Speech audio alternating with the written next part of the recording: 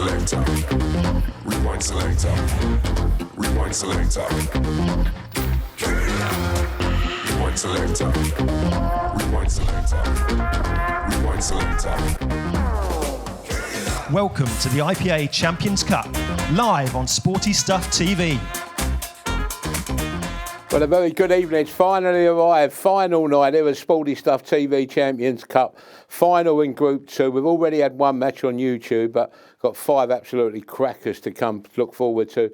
I'm going to introduce you now to my pundit, my mate Mark Pickworth. Evening, Mark. Now then, Gary, you all right? You're really excited for event 2. Very good. Yes, final night. We should all be excited. And Yes. we can't get excited for this. We can't get excited for anything, can we? Yeah, and the winner of tonight will then go into the grand final. And Corey Reese, he's already there waiting. He's been waiting there a long while, hasn't he? And there's He really 10,000 smackaroons waiting for the winner, isn't there, mate? There certainly is, and we're going to need another player as well for event 3 when that does start. So, but let's get event 2 out of the way first. Well, let's see our players this evening, Mark. Who we got tonight? Well, there you go, Ross Fernie.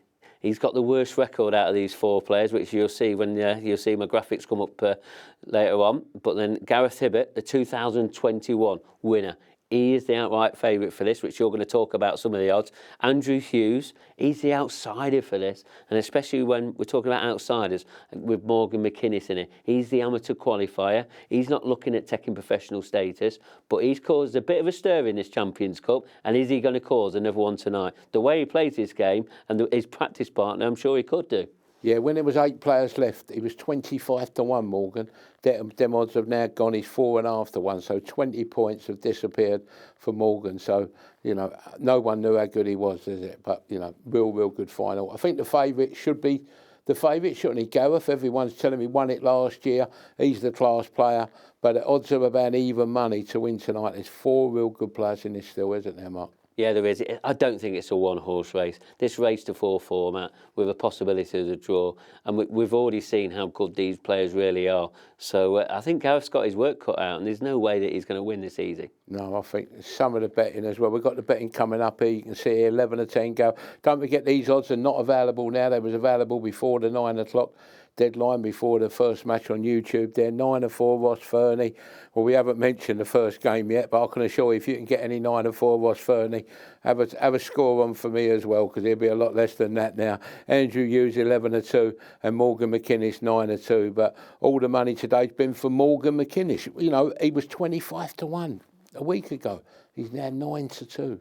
That's where the money's gone. Yeah, but the reason for that, he's got the best record in this. When we look at these graphics, honestly, you just look at his record, and that's probably the reason. And here's our favourite here, Gareth Hibbert, the Godfather. He is the governor, isn't he, Mark? Yeah, he's a great player, he really is. Pretty in form, won the title in the Isle of Man, 4 wins, as you can see there. But he has played Ross Fernie, and that's his only loss, where he's played 4-2. How much is that going to play a part in match 5? And he's ranked number 10. He's got 8 wins out of 10, 70% in 2021 and 64% in his career.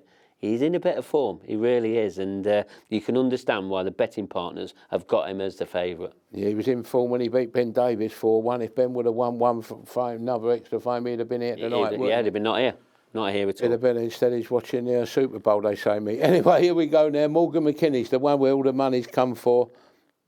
I mean, look at that record there. Look, 5 wins, 1 draw. This guy is unbeaten.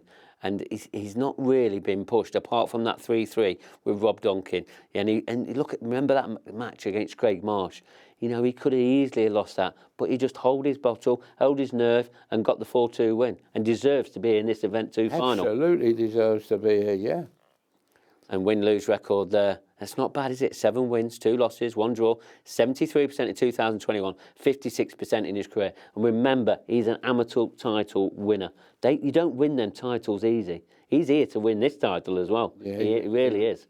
There's plenty, and when he wins them amateur title, there's plenty of runners as well, isn't there? Ross Fernie, what more can we say? Tell the viewers at home what he did on the first match, Mark. Well, look at Ross Fernie's sort of road to the final. He's already lost 2 matches and drawn 1. He's got 50% win record. He's got the worst record already. But we also know in the 9 o'clock game, he's already won 4-0. So again, that percentage is increasing again. And we just know how good a Ross player is. 2-time IPA professional winner. You don't win them easy either. And funny enough, if anyone never see the first match on YouTube, Ross Fernie, he won 4-0, and honestly, it weren't the normal Ross Fernie he was playing. Well, he was missing balls, he was dry breaks, weren't he, in a couple of the... Yeah. You know, it was really, really close, wasn't it? Yeah, Andrew Hughes probably should have won that match 4-0 because he broke the better out of the two. And Ross Fernie, he never broke a sweat, never got out of first gear, and he never really got pushed by Andrew. And Andrew, he'll be a little bit disappointed, but I'm sure he's still got 2 more matches. He'll bounce back, I promise you. Yeah, look at Ross's form now. Don't forget, he's got them 2 points in the bag, Ross, as well, hasn't he, already? Yeah, 2 points in the bag, ranking number 8. He's already called a right already in the first match. Win-lose record there, look. It's not great, is it? 4 wins out of 10. It's not brilliant, but he's in form. You can tell that with his percentage of 68% and 56% in his career. And Drew Hughes, who's outsider this evening? Yeah, not the best to start there from Drew, but he's got a great record. 5 wins, 1 loss. That 1 loss against Morgan Mckinnis. He's going to have to play him, and he's already lost to Ross Fernie, who he beat in stage 1, 4-1. And that, I'm just wondering how much of that result sort of played on his mind. He just didn't really get started in that first match at 9 p.m. But he's ranked number 17, scoffer, win-lose record. Again, it's a great record. 7 wins, 3 losses, but look at his percentages. This is a man that's been out of form for the last 2 or 3 years, but we've seen some great form from him from this Champions Cup. How is he going to now overcome that 4-0 loss against Ross Fernie and win his last 2 matches? He's done it before, didn't he? He's done it in the last set. Who did he beat? Was it Craig Marsh? He beat 4-1 in the last match. So he can do it. I know he's lost the first match, but he can do it. And he knows he can do it. But remember, there only can be 1 winner tonight. There's no place for second place. Yes, you get a nice bundle of cash. No silver medals tonight. You get a nice bundle of cash, but there's no second place. There's only 1 winner tonight who will go into the grand final with Corey Rees. Yeah, and our first match coming up here now at 10 o'clock. You've got Gareth, haven't you? His odds on 10-11 against Morgan Mckinnis, who's 5-2. But, whoa, is Gareth a strong, really on for? Now, if this match 2 weeks ago, if the bookies priced it up, our betting partners, Gareth Hibbert would have been 2-1 on or 5-2 on. No one knew about Morgan. No one knew about him. But now, how Morgan's played, that's why the money, you can get a bit of evens, Gareth, and 5-2 Morgan. The punters who have watched the pool for the last 9 weeks with us, they know that this boy can play, and he could cause a big, big shock tonight. Yeah, and he's going to have a test, though. He's got Gareth Hibbert first off, the Godfather, last year's winner. We're really going to see him really tested now. This in the Event 2 final. But once again, Morgan's got nothing to lose. Absolutely. So we're going to look at the match odds now anyway and see where the value is today. And looking at it, as I said, that first match has already been done there. Ross Fernie's already won. So Gareth Hibbert, shade of odds on here against Morgan. Then you've got Ross Fernie, 11-8 against Morgan. Again, it's 5 real classic matches here. There's nothing between these matches. Drew Hughes, 11-4 against Gareth Hibbert, 4-5. Ross Fernie, 2-1. That might be a bit of value against Gareth Hibbert, 11-10. And look at that last match tonight, Morgan Mckinnis. If he wins this match, the last match, he could be the champion here against Andrew Hughes. Well, Mark's just gone into the arena and he's going to have a chat with our players this evening. Thanks, Gary. Welcome to the playing arena. And straight up, we've got Ross Fernie, the Riot. What a great start you've had there. 4 frames to 0. I bet you felt good there, didn't you? I delighted with that. Drew made a couple of mistakes he normally wouldn't, but I felt like I was cooking quite well. So, hopefully I can keep it going. And you sort of punished him pretty much, every frame possible. But you didn't really break well. What do you think that you've got to break well to sort of get through tonight? I have been working on my break, but it's not really working so far. But I just need to keep bashing away and see where it goes. And you're in this Event 2 final now, and you potentially could be the Champions Cup winner very soon. What would that mean to you? Well, it would be amazing, obviously, but I try not to think about that, just a match at a time and see how it goes. I've said in the betting office recently, you might have watched back on a couple of programmes, I ain't said it tonight, but on your break, you're very sort of loose with your white. Would you think that's a very fair comment? I probably, but like I said, I've been working on it, but it's just still a wee bit loose. Maybe try and take a bit of pace off it, but see how it goes. Well, one thing I have said in the betting office is that you've got probably the worst record out of these 4 players tonight, and you've only got 50% win record. Do you think that's going to play a part tonight? Hopefully no, but like I say, just try and take it as it comes and see how it goes. Well, he didn't play a part in that first match, and well played. I'm going to let you prepare for your next 2 matches.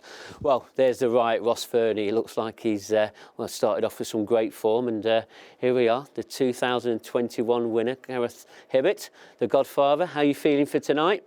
I'm up for it, Mark. Yeah. All the guys are queuing well, so we'll just see how things go. Yeah. And you're another 6 match closer to winning that glorious trophy. What would it mean to you to retain it? Oh, I'd be delighted. Yeah, there's a long way to go. We'll just have to see, but yeah, it'd be amazing. And in your last group match, you was the first player to lose the first match and still win the group. You know, could that happen again today? Possibly, but the start Ross has had, it'd be doubtful. But last time there was 2 that went through, so now there's only 1, so it makes it a lot trickier. I don't think I'd have got through with just 1 to get through. So. And you won the last sort of group of all deaths. I know, and obviously you've got the Event 2 final. Is it this one going to be any easier? Not at all. No, everyone's played well to get here, and it's just 6 frames of pool, so it's how the balls break, really. Well, I'm going to let you get ready for your match, Gareth, and you're on next against young Morgan. And good luck. Well, there's Gareth Hibbert, the Godfather. He looks like he's... can he retain his trophy? One man that probably wants to stop him is Drew Hughes, one of them. Do you think you can do that after that first result? That was awful, to be honest. Absolutely dreadful, so I've got a bit to do now, but give it a go. Well, you could have easily won that match 4-0, couldn't you? There's some sort of crucial misses at crucial stages. Broke really well all the way through, but didn't take my chances, that's it. And one thing I said on comms, you know, when you sort of missed that very first ball, how much did that affect you? Because when I looked at you walking back to your seat after you've missed that first ball, it didn't really affect you that much? No, I don't know. I had a few chances after that, didn't I, to turn it around, but I don't know, my head was up my ass. We'll leave it there. And we've seen some great sort of, you know, I know how well you can play from 3 years back. Do you feel like you're getting back to some of that form now? Yeah, definitely. Practicing hard now. Treating the game with the respect it deserves, so I think it's showing now. And you won 4-1 against Fernie last week. Did that sort of result play any part in the way that match sort of turned out in the first half on YouTube? I come confident into it after winning last week, but pool's pool and it's short format, anything can happen. So. Yeah, well, it looks like you've sort of got over your sort of first defeat, but you've still got 2 more matches, so I'm going to let you prepare for them, and good luck. Thanks. Well, there's Andrew Hughes. Just what about how much is that sort of first loss going to really affect him? Well, here's Morgan Mckinnis, the man sort of in form, the sort of leader of the pack. How are you looking forward to playing Gareth Hibbert? No, I'm really looking forward to it. Gareth's a fantastic player who I've watched quite a lot throughout the years, so no, I'm looking forward to our first game. And I said in the betting office, you've got the best form out of all these 4 players. How much will that sort of affect these other players?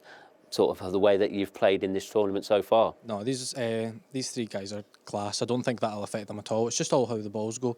My break's been quite good the last 2 nights, so I mean it could just go completely different this time, and it could be a completely different scoreline. And for the first time, you're not the outsider anymore. How does that feel? Does it feel any different to you now? No, I actually prefer being the outsider.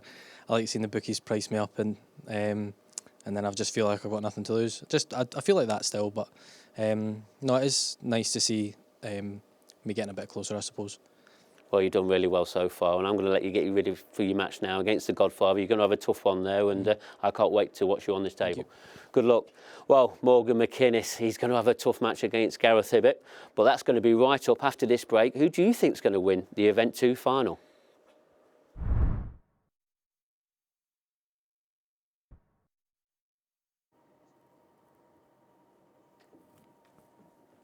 Champions Cup Event 2 final match. Best of 6 frames. First frame, Gareth Hibbert to break. Time running.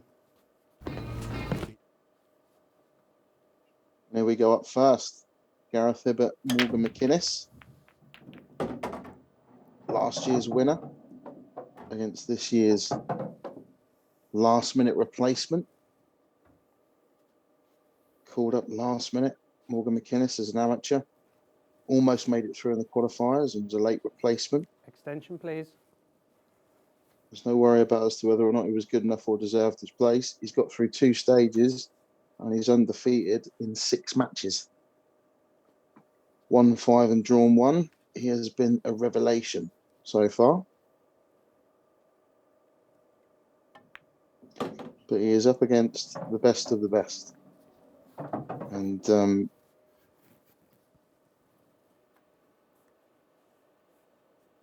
an unbelievable break from Gareth Hibbert.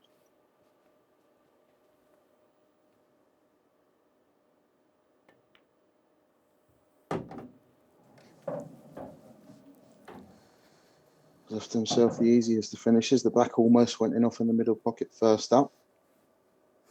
Looking like being the perfect start for Gareth. some 30 years difference in age between these two.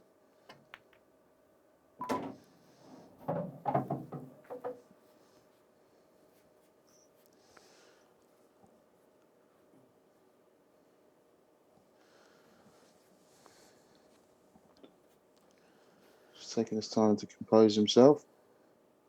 Looks like this goes quite easily past the red into the bottom right corner. Yeah, it's the simplest of finishes for Gareth Hibbert.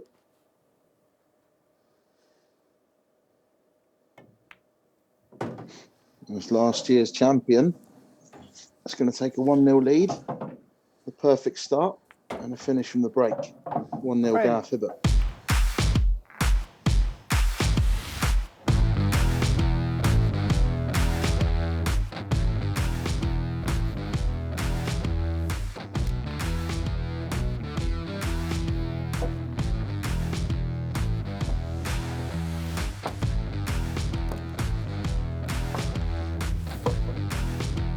Look at this from Gareth. I mean, he's got one of the very best breaks in the game anyway, to be honest, but the way those yellows have come out, he really didn't have much work to do for somebody of his class.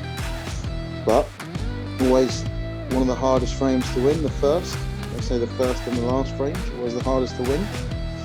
Gareth, so experienced in these big arenas, seems to bring his best game to the TV table. And looks like tonight he's well up for this. 1-0, the perfect start. 1 frame to 0. Now we're going Time to running. see what Morgan Mckinnis has got.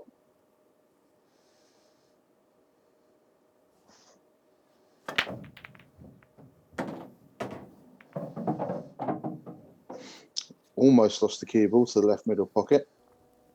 He won't be overly pleased with the way he's broke those balls, but the end result is all that really matters. He's made a couple of balls, and he's got an opener on reds if he decides to go reds. And he's also got an opener on yellows if he decides to go yellows. Extension, please. It's just used as extension. For anybody that's new to this, we play to a 30-second shot clock, and you get 1 30-second extension per frame. Quite often see that used at the start of each frame as the players are figuring out exactly how they want to go about the clearance, whether he wants to go reds or yellows. Each frame like a little puzzle that needs figuring out. Morgan opted for reds. And they all go. Left himself the perfect angle now to get on the red at the top of the table. Just crucial not to leave yourself straight. Anything but straight is good.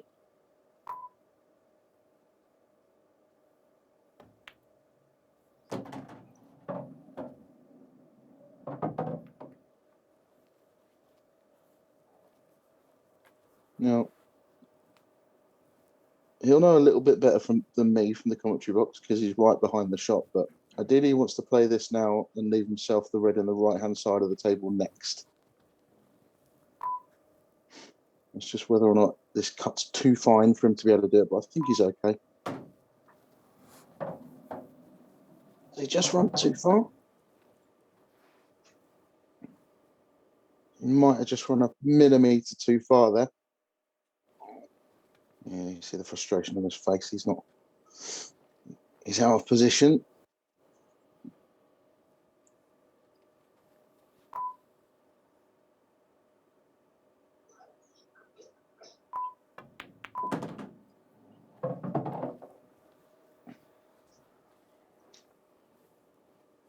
Now, almost the perfect recovery shot. He's played a very good plant there. Luckily, he was right behind it. But he was trying to screw back and leave the red into the bottom right corner, and he's just underhit it. But he's played the plant as he should have, so he is on this red into the bottom left corner as well. It's just how is he going to get on this last red?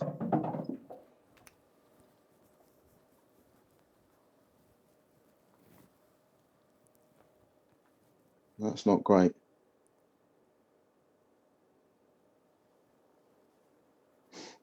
Now, what's he looking at? Does it cut? Does it go past the yellow into the top left? Look from the camera angle we had there, that was really tight. If it does go, is he going to play it? Is he going to play it off the yellow? Well. First mistake of the match from either player. I'm delighted to be joined in the commentary box by Mark Pickworth. Now then, Dan, you okay? So I'm okay, Mark. Yeah, I don't think Morgan's going to be. No, definitely not. He has had a good chance in that frame. He just couldn't get on his hardest red because it did pass into the bottom right-hand corner. He had a couple of opportunities to get on it, and now he's going to be left with it, trying to get out of this tough snooker. Yeah, when he had 3 reds left, he was literally a millimetre or 2 away. You could argue he maybe even could have. It was a good shot. He's hit it, has made a hit, and at least made it a little bit difficult for Gareth. But yeah, when he had 4 reds left, getting on his 3rd last red, he just overrun it by the tiniest of fractions. And we had the perfect camera angle behind it. It looked like he may even been able to kind of spin it in, but he'd have been losing the cue ball. It's just those fine margins in this game, the difference between winning and losing frames. So Attention, please. It's so important, and he's not going to be happy with himself. Just needed to play that with a little bit more right-hand side to straighten it up the right-hand side of the table. And that tiny error could cost him big.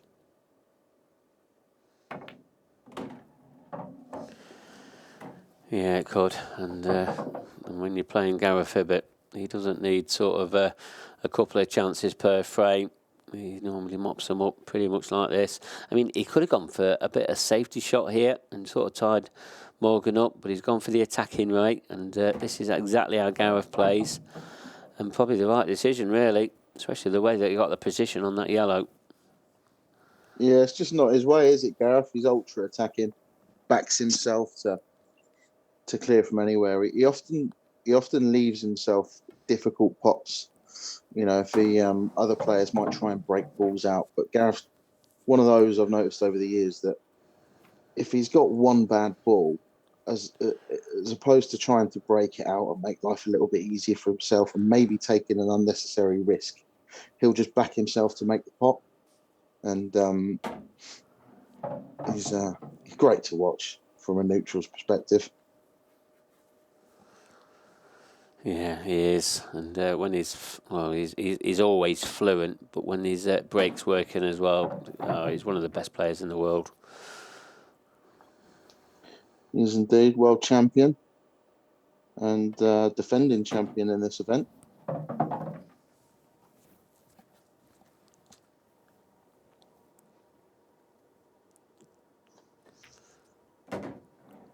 Frame.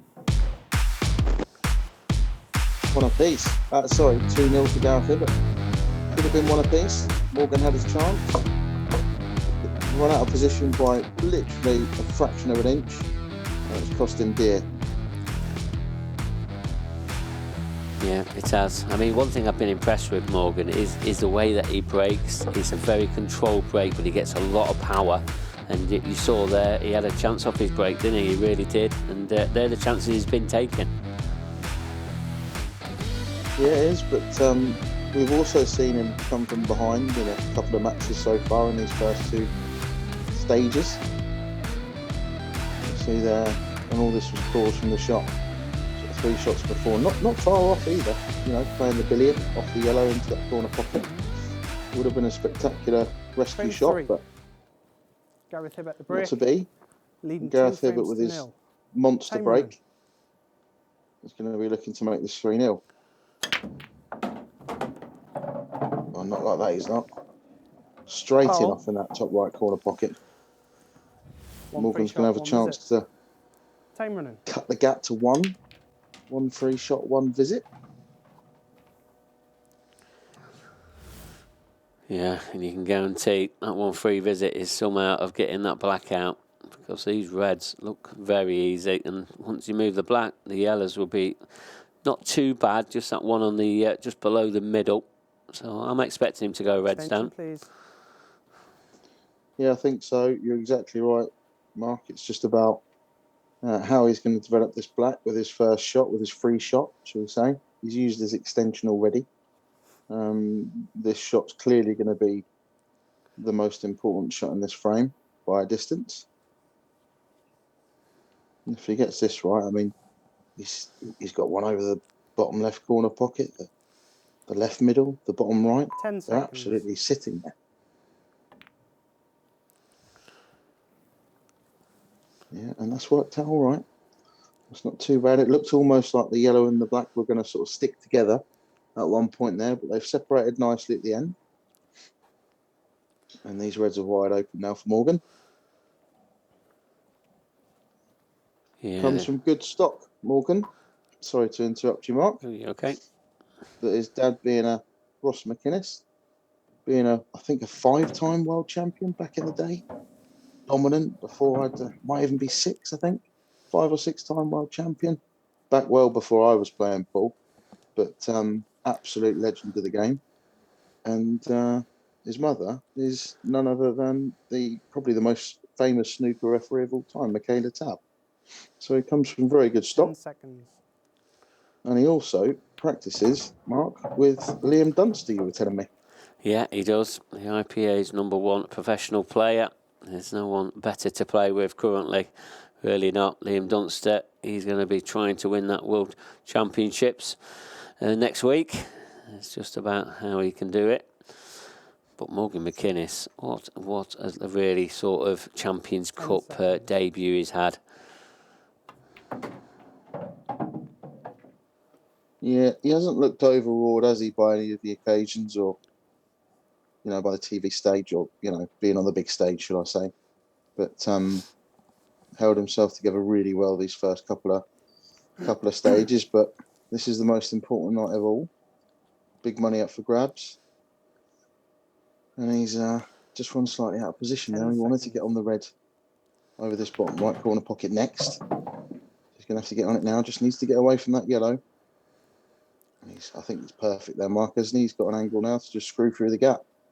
Yeah, I like the way that he played that shot. He was always canning into that yellow, so he was always protecting it.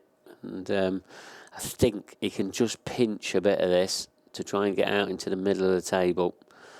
And he should have a simple black into the top right-hand corner. And, yeah, needs that to bounce. Perfect.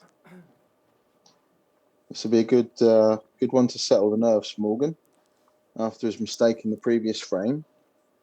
He's run out of position in this frame, but he's recovered it. And that quite often can do more for your confidence than if you just sort of took them out in the first place.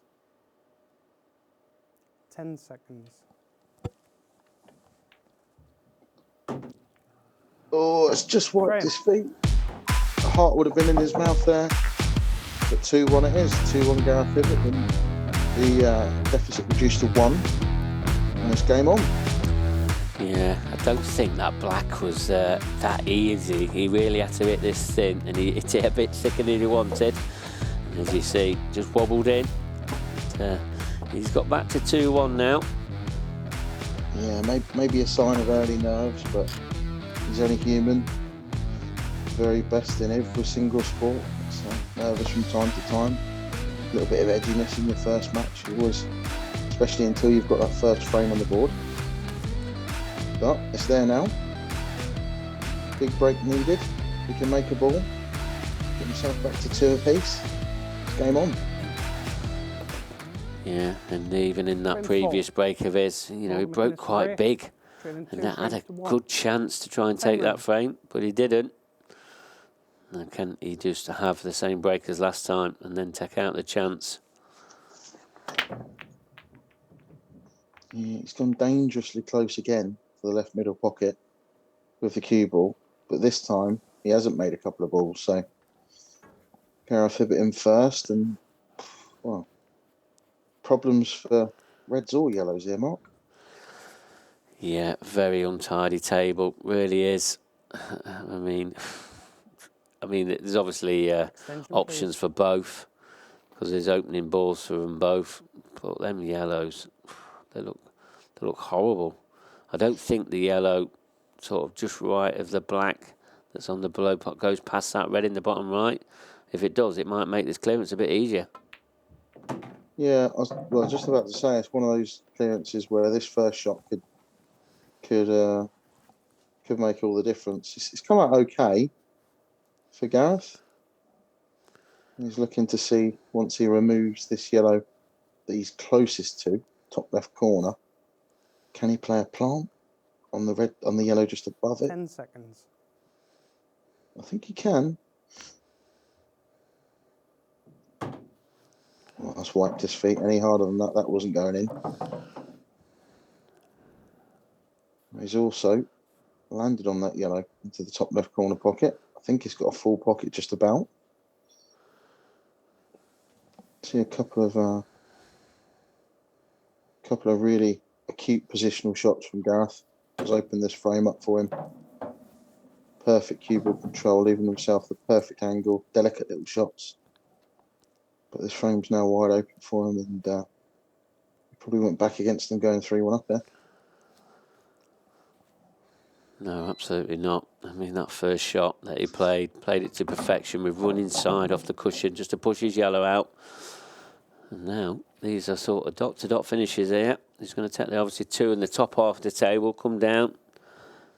And then he'll have an option. I mean, I think he'll probably take the black in the top left-hand corner, but he'll have options to take it in the bottom corners as well. Yeah, just ideally doesn't want to leave himself straight, but to be honest, even if he does, he can play with a bit of reverse side and get the white back up the table. I think he looks pretty good. He doesn't look too flustered by it. He's quite happy with the outcome.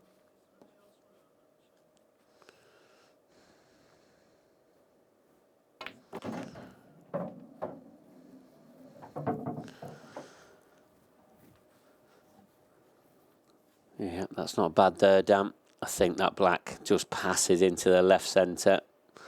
So he's just going to probably just make sure the pot and hold on that red.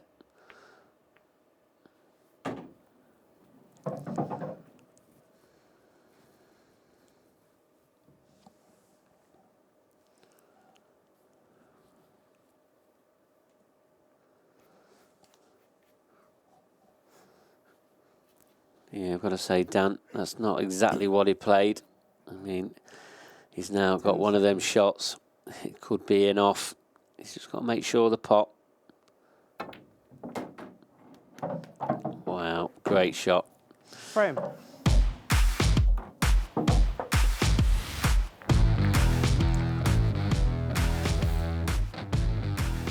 Yeah, so look at this black again. I mean, he's played this with power to come off the angles. And I think if he's just dropped that in, he'd have probably been in off. Yeah, you're bang on, Mark. He's played that at pace to widen the angle so there's like an arc to the cue ball before the top spin kicks in. It's a shot that a lot of players out there wouldn't really, a lot of your sort of lesser players and fans at home that just play in the pub won't really understand, but by playing that at such pace, the cue ball sort of hasn't taken its natural path, which probably, like you said, Mark, would have been dangerously close to the in-off. Yeah, but when you play it at pace, Dan, how much does it increase the percentage of the potting on it? It's an incredible increase, isn't it? Yeah, it does make it more difficult, especially when you're queuing off the cushion, and he was welded to that side cushion. But like the best players do, the big shots, the big moments in the match, they get right. Now, he hasn't gone in off this time. What we're looking at here, I think reds or yellows, he's got one cluster, one problem just to the right of the black. Whether he takes reds or yellows, which is going to be the issue for him. Extension, please. I'm just going to see how he's going to go about these. He's taking his extension, like we said. A lot of the players do at the very start of the frame. Just need to figure out exactly what they want to do. Yeah, and I think he's probably already decided what to do, but I don't think playing on that yellow just below the black spot's the right shot. I mean, who am I to question Gareth Hibbert? No, it's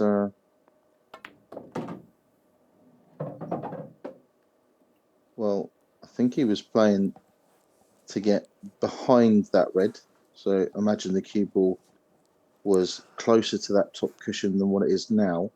He'd have left himself the angle to play the yellow into the left middle pocket and break into that cluster of 3. But he's just shaved that red on the way past. 10 seconds. So all of a sudden now, this is getting a little bit more difficult for him. Yeah, and that yellow is just taken there. He could have took that into the left centre and played on one of them in in the left centre as well, where he's putting his cue, and left that one there. But he decided against it. Yeah, he's sort of left himself quite a handy angle now as well. I mean, this wasn't his original plan, like you said, Mark, but the nice angle on that yellow is just played to just top that through naturally and leave himself the angle now. It's quite a big cluster to hit. There's no way he's going to miss the cannon on these 3 balls. It's just all going to be about how they come out. 10 seconds. And that's in the lap of the gods, really. Well, at first glance, that looks pretty good. It looked almost like that red was going to come up and stick to the yellow in the centre of the table, but it's just about pulled up. And this is looking ominous for Morgan Mckinnis. Yeah. Gareth Hibbert so far has been on fire, you've got to say, really, Mark? Yeah, he has, and again, these are just dot to dot for him. He's going to take no time in clearing these ones up. Right, and that's the thing about these top players. It's dot to dot now, but when he came to the table, this was tricky. This was a difficult finish. But Gareth Hibbert, former world champion and defending champion in this tournament, has started with a perfect performance. And the match. Gareth Hibbert 4-1. wins 4 frames to 1. Well played, Gareth Hibbert. Morgan, good account of himself. Just one mistake cost him dear in that match, but he'll be back. And we've seen from previous stages that he's more than capable of winning these next 2 matches. But it's Gareth Hibbert that gets off to the perfect start. And I'm going to hand you over to the studio with Gary and Mark. Yeah, thanks, Dan. 4-1 Gareth. That was we thought it'd be a little bit closer than that, didn't we, Mark? Yeah, we did. I mean, Morgan had that chance in that second frame, didn't really take it off his break, and Gareth went 2-0 up and never really looked back. And, you know, Morgan, he still looks really steady around that table. He looks like he's in his own backyard. He's just natural to that habitat. He really is. Yeah, Dan, when Dan said he's famous mum and dad, because you know about Morgan's dad and also his mum, Michaela Tab. I remember when I used to go to the snooker, you know, all them years going back, and she was always the snooker. Well, she was the first female referee, wasn't she? Yeah, she was, yeah, and a really excellent one at that as well. Absolutely, So. yeah. Done a great job for snooker as well. But Morgan's got what we got now. Morgan, he's up against Ross Fernie now. Should imagine these two. Have they played against each other, Mark? No. These two haven't played, no, not yet. But no doubt we're going to just see how these two get on. I guarantee they've probably played in Scotland, but they haven't played in this competition. Right. And I bet they've played hundreds of times in Scotland, because they're playing pool every weekend. Yeah. So I couldn't even tell you who's winning on top. I think this will be It'll close. Be a great match anyway. The bookies go 11-8 Ross Fernie, 7-4 Morgan Mckinnis, and 9-4 the tie. Maybe that 9-4 the tie could be a bit of value here. But don't forget, if you want to play, look at our betting partners. You know where the value is. Just look around. You've got 3 minutes to the next match, and I think this next one's going to be close. See you in 3 minutes.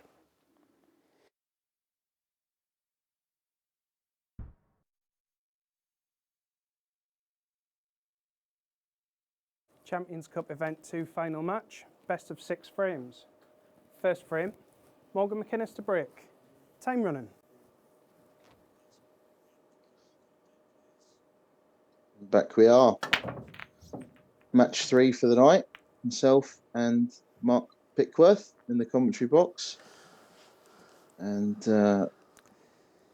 Morgan Mckinnis lost his first match 4-1. You just saw there. Needs to make amends. Dry break first up. And unfortunately for Morgan, Ross played the perfect match in his first match. Didn't he, Mark? Please. Yeah, he did. And if he starts getting his break work in, Ross, he's going to be really pushing Gareth Hibbert to get in this through in event 2.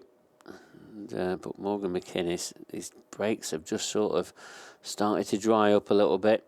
I mean, this is pretty untidy table, but if he pots a red here, he's going to be pretty much on here to take this first frame. No, we've seen Ross take a hell of a lot more time than normal. He still doesn't know what he's going to do now, because if you look, he desperately wants to take a red, but he hasn't got a red to take. The yellows, I mean, he's going for the thinnest cut in the middle pocket. What a shot that is. I mean, that was almost out of desperation he's played that, but what a shot from Ross Fernie. Yeah, an excellent shot, and it's not come out bad here, because if that yellow are the top 3 of them balls on the right centre, if that passes, he might even be able to dislodge these other 2 out. But if not, he'll have a double in the opposite middle anyway. So it's just depending on how he sees it. He's even now got an angle to screw into those 3 if he wanted to. But I mean, I think when you play a first shot like that, I mean, it was almost that desperation. He was running out of time. He just had the thin cut that nobody in the world would take on, but he had nothing else, did he? No, he didn't. Just wondering what... He's obviously looked at this plant, hasn't he? I mean, he's a little bit close to his work, so he's going to have to sort of try and make sure he gets a cue out of the way. Then it's about controlling the white. How does he stay on the next yellow if he does get the plant? I mean, that's such a huge shot. He doesn't like it. You see, he shook his head. He's far too close to these 2 together. The referee will be keeping a close watch on that, but he's played that really well. He looks good tonight, doesn't he? Really good. Yeah, he does. He's absolutely faultless. I mean, hopefully that's not the commentator's curse. I mean, we've been known for the commentator's curse, Dan, haven't we? We really have. But wow, great shots. Yeah. I don't think even I can curse him from here. He did this in the first match against, if you saw it on YouTube, against Drew Hughes. The very first frame, he came to the table, and it was so difficult. And he's played a couple of brilliant shots to open the frame up for himself. And he's done exactly the same in this frame. And what we then saw, the next 3 frames, was him just being clinical, really. Drew Hughes was far from his best. He made 1 mistake in every single frame, and Ross just punished him, but yet to make a mistake. 5 frames in, he's 1-5, Ross Fernie, 4-0 in his first match, 1-0 up in this match, and it's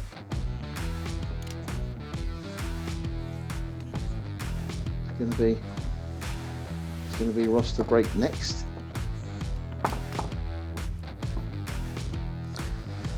Yeah, 5 frames on the bounce now, Dan. Ross Fernie, pretty faultless. You've got a feel for Morgan Mckinnis. He didn't get too many chances against, looks like a very informed Gareth Hibbert. And now he's up against Ross Fernie, and he's probably just sat in his seat thinking, what do I need to do? Yeah, but he's... I think he's an old head on young shoulders, Morgan. Very impressed with his temperament Frame 2. Throughout this tournament. Ross Fernie how he's handled the big stage. 1 frame to 0. Time running. Very level-headed. He probably gets that from practicing with Liam Dunster. I mean, you're soon going to get fed up of practicing with Liam unless you can handle being sat in your seat from time to time. Yeah, completely right, Dan. And, Liam Dunster's another one from Scotland. Both of these boys are from Scotland. There's whatever's in the water out there, we all need some. We really do. I think it's reds and yellows. 10 seconds. Bit of chalk. Yeah. It's such a hotbed of pool. You look at some of the names you can go through. That are sort of top players, and you're getting the youngsters now as well. I mean, Ross, we call him a young player. I think he's a bit baby-faced, but I think he's 30 now.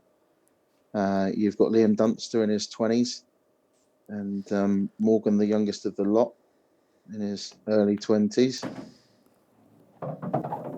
It's not just the old guard.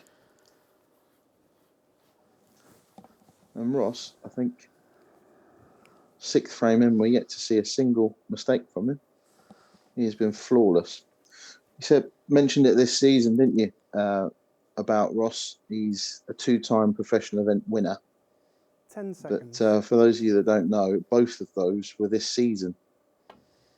So, I mean, talk about a man in form and a man high in confidence. Yeah, it tells its own story, Dan. It really does. I don't think he's on this one in the left centre. If he is, he is. That's a sensational positional shot. Played that with drag and side to come off the cushion. Yeah, a lot more delicate than it looked. You can be forgiven for thinking that was quite an easy shot, but like you say, it's just he was millimetres away from being in a bit of a pickle there. But I suppose I always like to think you earn your luck. Those little rubs of the green. You know, he's played so perfect so far tonight. It's amazing how often those little marginal positional shots where you almost run out of position seem to just about come out okay when things are going your way. Just reached for his mini butt there. Tall as he is. Couldn't quite reach it without. 10 seconds.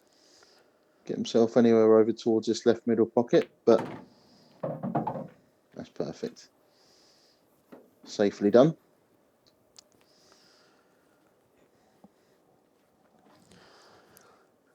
Yeah, and you've got to say, this is a bit of a masterclass now. This simple black in the top left to go 2-0 up. Frame. Yes, 2-0 Ross Fernie.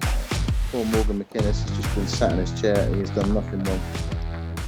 Didn't pot off his break in the first frame. Fair enough. You can, if you want to be really critical, you can call that an error. He didn't get a great break, but he hasn't made a mistake in open play. He's literally been sat down for the last 10 minutes. He's watched Ross Fernie mop up after his dry break and then clear off a break of his own. Found himself 2-0 down against Gareth Hibbert. Did get himself back into it, 2-1. But so far for Morgan, he hasn't really done much wrong in either of his first 2 matches. He's just come up against 2 players that are at the very, very top of their game. Yeah, he has. And, he's really sort of found his feet superbly in this studio arena. I mean, he's not out of this yet, but what he does need to do, he needs to get a ball off his break. He needs to just believe. I know he does. Yeah, he's opted for the cut break this time. But yeah, again, he hasn't made a ball. I don't know if he's switched to that cut break because he went close to the middle pocket a couple of occasions doing the front ball smash, if you want to call it that. But unfortunately for Morgan, it's a lovely split as well. I mean, these reds are 10 seconds. Well, I mean, if he's in practice, I'd be telling him to set them up again. Ross doesn't miss these in practice. It is dot to dot. You got the 2 in the bottom of the table, right middle, and then you got the 3 in the top of the table. I can't give this the commentator's curse mark, and I am awful for it. No, I can't really see a mistake from here, and you've got to feel for young Morgan. You know, when the sort of things don't go right for you, you know, on the break, what can he do? He's not done anything wrong apart from dry breaks. No, And, nothing wrong at all.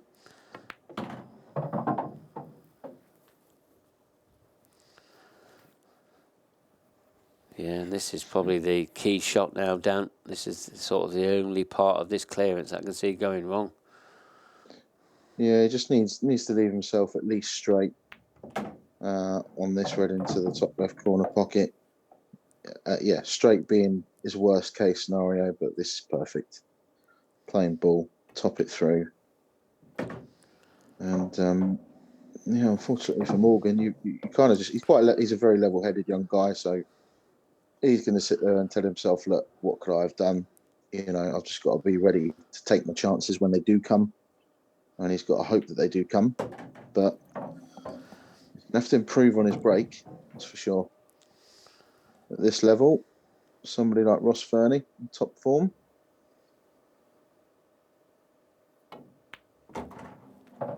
Doesn't seem in the mood to make mistakes tonight. And he looks like the Ross Fernie that just won that professional event in the Isle of Man just a month ago. 3-0. Frame. Yeah, he has. And, wow, what a great start. 7 frames on the bounce now for Ross Fernie. Here's our next matchup. Is Gareth Hibbert going to sort of get another win under his belt as well against Andrew Hughes? That's coming up next. But, you know, when I was talking to Andrew, Dan, in the sort of, in the interviews, he doesn't look like he's given up yet, does he? You know, and after them sort of 4 blatant misses, you can sort of lose your head very easily, can't you? Yeah, I think Drew's probably the polar opposite of somebody like Morgan, really. He'll wears his heart on his sleeve a little bit. You know, he was really sort of honest in your interview and up front and just said, look, I played rubbish. You know, I made too many mistakes, I got punished. Need to improve, you know, and if he knows if he doesn't, he isn't going to win any of these matches, because you look at someone like Morgan that somehow has found himself, lost the first match 4-1, 3-0 down in this, and what's he made? 1 mistake in 8 frames? Whereas Drew made 4 in his first, you know, he made 1 in each frame, so he really does need to improve. This is going to be Morgan's chance to get back into this match. A dry break from Ross Fernie. Quite a nice split. Yeah, and it's not the first dry break from Ross. He had 2 in the first match against Andrew. But as you just said, this is a chance now for Morgan. But it's just about how now we'll sort of see, we're probably just about to see this old head on young shoulders. Oh, and maybe just these 3 frames, they have really got to him. And he'll be frustrated with himself there. He really will. Yeah. Wry shake of the head is about as much emotion as you'll get from Morgan. He's just probably trying to pinch a little bit that pocket to create an angle to be able to get back up the table. And Ross Fernie finds himself back at the table already.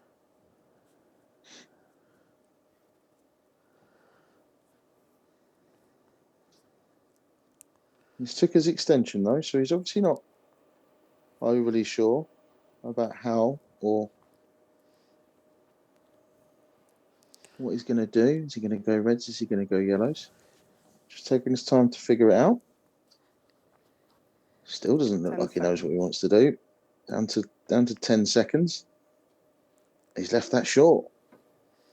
That is the first mistake from Ross Fernie the entire night. Morgan, if you're going to get back into this, the comeback's got to start now. Yeah, very uncharacteristic error there from Ross. I mean, I sort of fancied the reds better than the yellows, and but now he's got these yellows wide open. These should be no problem for young Morgan. He's just got that one just above the red on this right-hand side. 10 seconds. It's one of those, Mark, that I think if you're at a tour with unlimited time to play each shot, you may well have seen Ross Fernie take a good 2 or 3 minutes over that previous visit. Just figure out what he wanted to do, being sure, but 60 seconds he had, 30 seconds plus his extension he used. It's like he felt a little bit rushed there.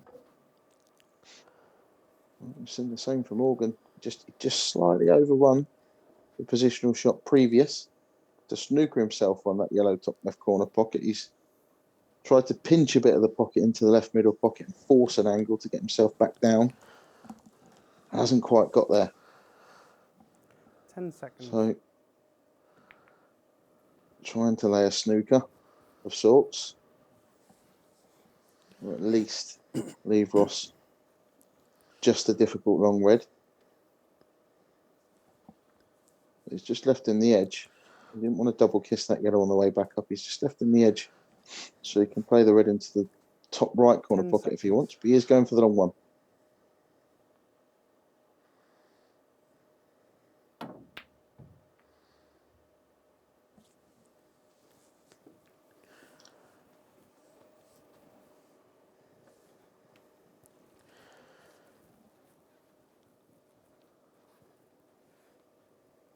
Well, it took 7 frames. Well, the 8th frame to see a single mistake from Ross Fernie. And we've 10 seconds. just seen 2 in 2 shots. Turned a bit scrappy this frame. Yeah, it has, and I think the scrappiness is going to continue. I think that is just overrun by a little bit, and things really aren't going for young Morgan. Can he produce something here? I don't think he's got an awful lot of choice, Mark, but to play the double, the middle of the 3 yellows. 10 seconds. If he gets this, it wins him the frame. He's played it well. Well played, Morgan.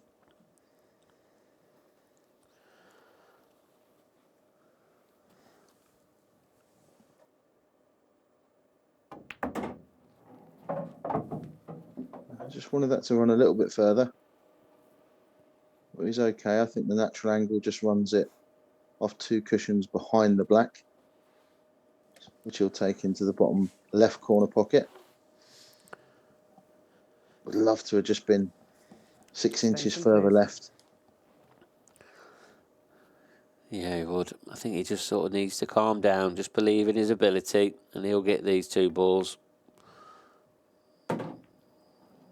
Yeah, he's played that with a tracer side and actually flicked into the black, but he would have been very he's put his hand up as, you know, and apologised, but he would have been very unlucky to not have been on that black in some way, shape or form. So doesn't matter how you do it. He's got his first frame on the board.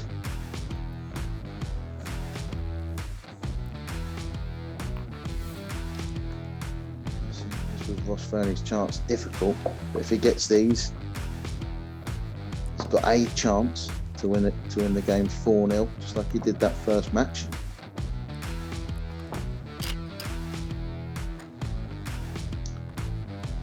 Still plenty to play for these 2. Big difference between finishing 4th in the group and 3rd. I think a £400 difference. Then a £500 jump to finishing 2nd in the group. And a guaranteed £3,000 Frame 5. for the winner of the group. Morgan Mckinnis to break. Plus Trailing another 3 frames to 1,000 1. guaranteed. So it's actually Time running. £4,000 guaranteed if they finish 3rd of 3 in the grand finals in March. Morgan gone back for the front ball smash. He's hit those really well. I think that's his best break of the night, Mark. Yeah, he meant that one, didn't he? He's got really through them, got really through the white, and that white ball was shifted around the table. Now, has he got an easy opener? He has. He's got a choice of both of them into the left centre, I think. I don't know. It looks close, doesn't it? We can't see from here, but it looks like he might be welded to that yellow, just above the white. He's took his extension. Wow, and looking at that, he is, isn't he? Yeah. That's unbelievable. Yeah, it's just typical, isn't it, Mark? You know, if he was 3-1 up, he'd have been on one of these balls, and he'd have been on a choice of red or yellow in the left middle pocket, but always seems to be the way. The pool gods punish you. He's played that well. I don't think he had a full pocket there. That shot was a lot better than it looked. Yeah, it was. And the way that he sort of played position with that ball as well was superb.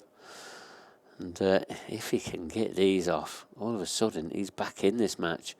And what would be going through Ross Fernie's mind after a couple of mistakes in one frame? Yeah, the second one that Ross missed was a lot more difficult than the first shot. The first shot was the cardinal sin. So Morgan well back in this game now, and just needs to be careful with his white ball for this next shot. He's going to come round and he's studying the table, looking at what his margin of error is. His frame isn't done yet. 10 seconds. Means that's just pull up. And that is perfect. Just stay away from that yellow that's just below the red. Don't want to leave yourself hampered queuing. This could be looking at 3-2. And there's going to be a lot of pressure on Ross's final break of this match. Clever shot from Morgan. He's just played that as he was playing it into the far side of the middle pocket just to create himself a straighter angle so the white didn't run towards that yellow and leave himself hampered queuing. He looks a different player now, doesn't he, Mark? Yeah, he certainly does, and this is the player that we've been seeing. He's sort of he's held in there somehow, and he's back in this match now. 3 frames to 2. What can he do? I mean, we've got to say, Ross isn't really favourite to pot a ball off his break here. He's had a few dry breaks already tonight. Yeah, his break has been great. Ross, as well as he's played, he has played unbelievable. Apart from the previous frame to the one that we've just seen, he has been flawless all night. But you get it sometimes. You can play great, but when you start making mistakes, sometimes you carry on. And Morgan's got a hope for that. I think the first thing he's got to hope for is a dry break from Ross. We're seeing a good example though these last couple of frames of what a good temperament Morgan's got. Things really haven't gone his way in the first 3 frames in this match, but he's clawed his way back into it.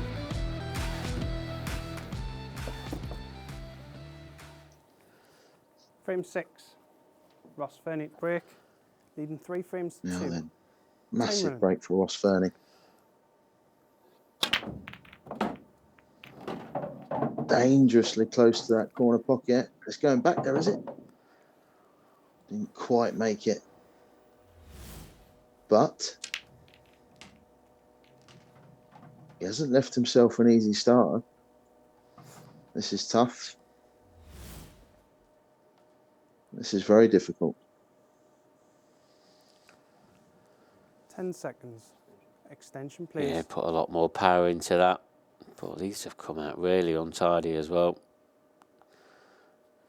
Yeah, I mean, it looks like he's straight behind a difficult plant. Red onto yellow into the right middle pocket. The problem with it, I mean, even if he gets it, it's not like he's guaranteed to be on an easy ball afterwards. Yeah, that's a great shot. It's a really good plant first up from Ross, but he's now left with a difficult, which is arguably just as difficult as the first shot he's played. Yellow bottom left corner pocket, across the table. These are horrible shots, and he's still got problems on the right hand side of the table as well. Time running.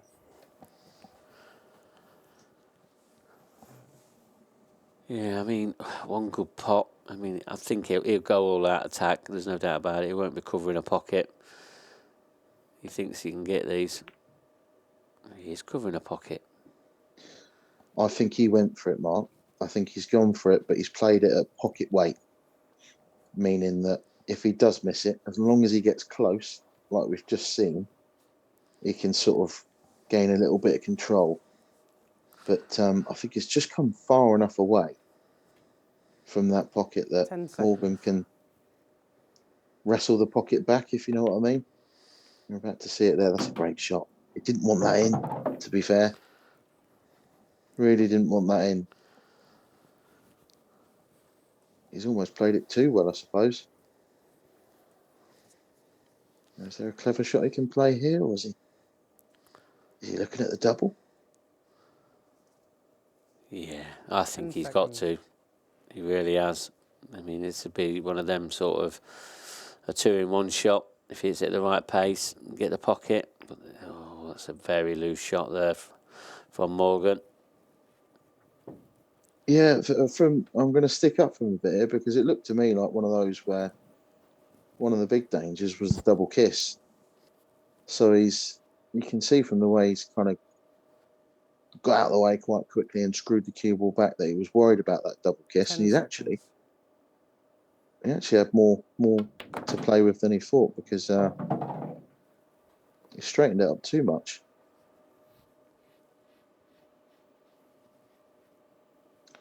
Still not easy for Ross though.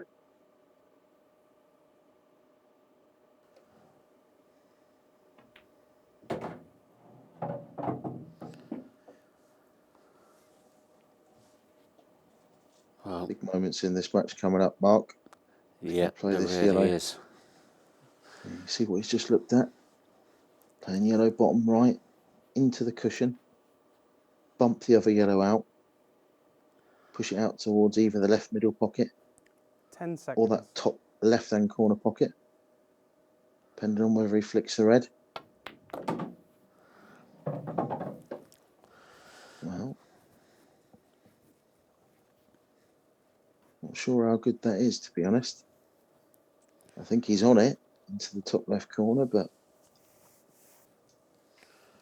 you might have to screw into a delicate little shot to screw into the red just next to it and leave himself a really thin cut. Yeah, and I think that's probably all he's got on. Oh, he's snookered himself. Oh, we're going to see a twist now in this match. Total snooker. I think we're just sort of start seeing this is where the nerves are going to start kicking in now. We're getting to the business end of this event now. Yeah, he obviously didn't think he could play the soft screw and just rest into the red. So he's played it at pace. It hasn't come out nice at all for him. What's he got here? Well, he's made a hit. That's no good. Now, has Morgan got the angle, or can he manufacture an angle to play the red bottom left and bump out his bad ball? 10 seconds. On this left-hand side cushion. Oh, he's played it. He's played that to perfection. What a shot that is, Mark. Yeah, a great shot there. He sort of pinched a little bit of the pocket and just glanced the white up and got his hard red out. And now, all you can see now is only 3-3. And this was 9-4 at the start of this match. 3-0 down. 10 seconds. To come back to win 3-3.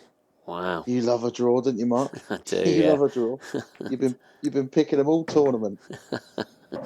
We're due some draws. There had to be a draw tonight. There had to be.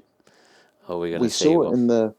we saw it in the previous group with Morgan, didn't we? His final match against Rob Duncan, he was 3-0 down, and won the last 3 to nick a draw. 10 seconds. Yeah, remember in that match, he needed 1 frame to win the group.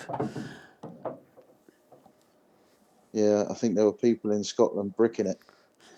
You know, that backed him to win the group. It was looking like plain sailing. Loses the first 3 frames. Hearts in mouths.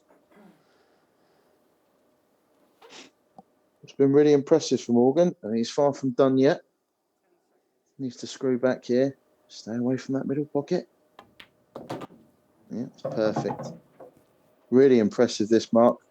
3-0 down against Ross Fernie. In top form. Morgan Mckinnis has dug deep.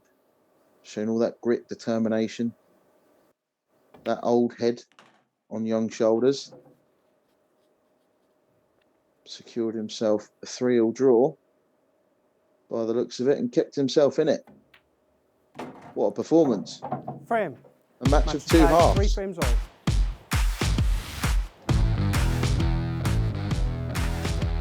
Oh, Ross Fernie's going to be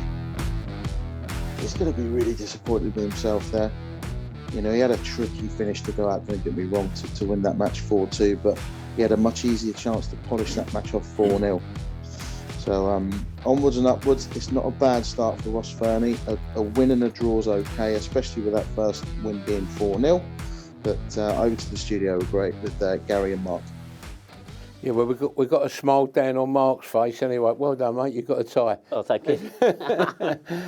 Maybe the first of many tonight. You don't know. It ain't going to be one of them nights again. 3 points, everyone. No, I don't think so. I really don't. I can't see that coming up. I thought at the start of the night probably 5 points would get through tonight, because when you get to this business sort of end of the event, you just know there's going to be one player that can just sort of take off. And But if Andrew Hughes wins this one, if I look at the league table now, we've got Ross there.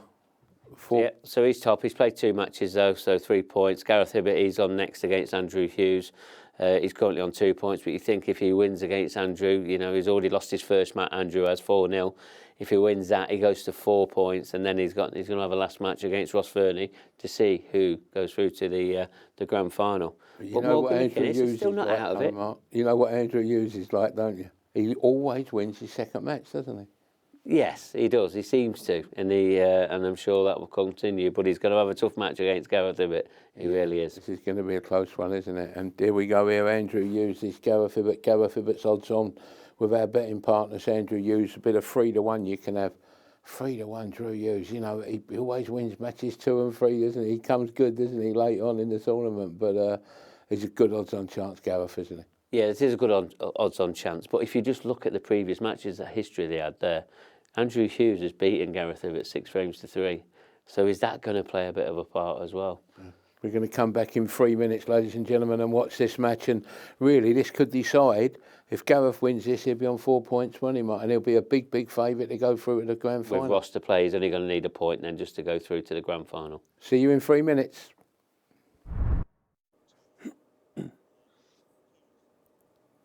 Champions Cup Event 2 final match. Best of 6 frames. First frame, Drew Hughes to break. Time running. See 2 players here. Drew Hughes lost his first match 4-0. Void break. Gareth Hibbert won his first match 4-1. Gareth couldn't really have played any better. Drew couldn't really have played any worse. What do you think, Mark? Just joined by Mark Pickworth in the commentary box with me tonight. Yeah, definitely had 2 very different results, both of them. But Andrew's just one of them players. You sometimes don't know what you're going to get from him. I mean, he's hitting some great form and winning through them sort of last 2 stages. You know, we probably didn't really give him much chance because he's been out of form for probably 3 years or so. But he's up against Gareth here, and he's quite capable of getting a result. And you saw in the previous matches that they've got history of, you know, he's beat Gareth 6-3. Yeah, he's a very dangerous player, Drew. I think sometimes it's just the odd lapse of concentration that lets him down. But ability-wise, you'd probably have to say he's a massive underachiever, really. Never won an IPA event. I think he's been to a final once, one of the tour events. But for his ability, probably should have achieved more. Yeah, just the odd lapse of concentration here and there. We definitely saw that in the first match. Got in first every single frame, actually, and found a way to mess it up. I'll be really disappointed with that. And sod's law, as they say, I think he made 3 or 4 balls off that first break, but the black went down. So he's a void break, had to break again, and the old Paul gods have come back to bite him because that one's come up dry. Yeah, that seems to be the normal case. But Gareth won't be looking at any sympathy here. He'll be looking at taking this opening frame.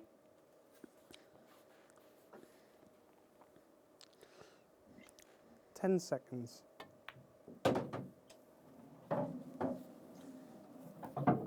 Talk about experience quite a lot with Gareth Hibbert. And not because of his age, he's probably the oldest of the elite players on tour. I think he's 52 now, I believe. Won the world title 4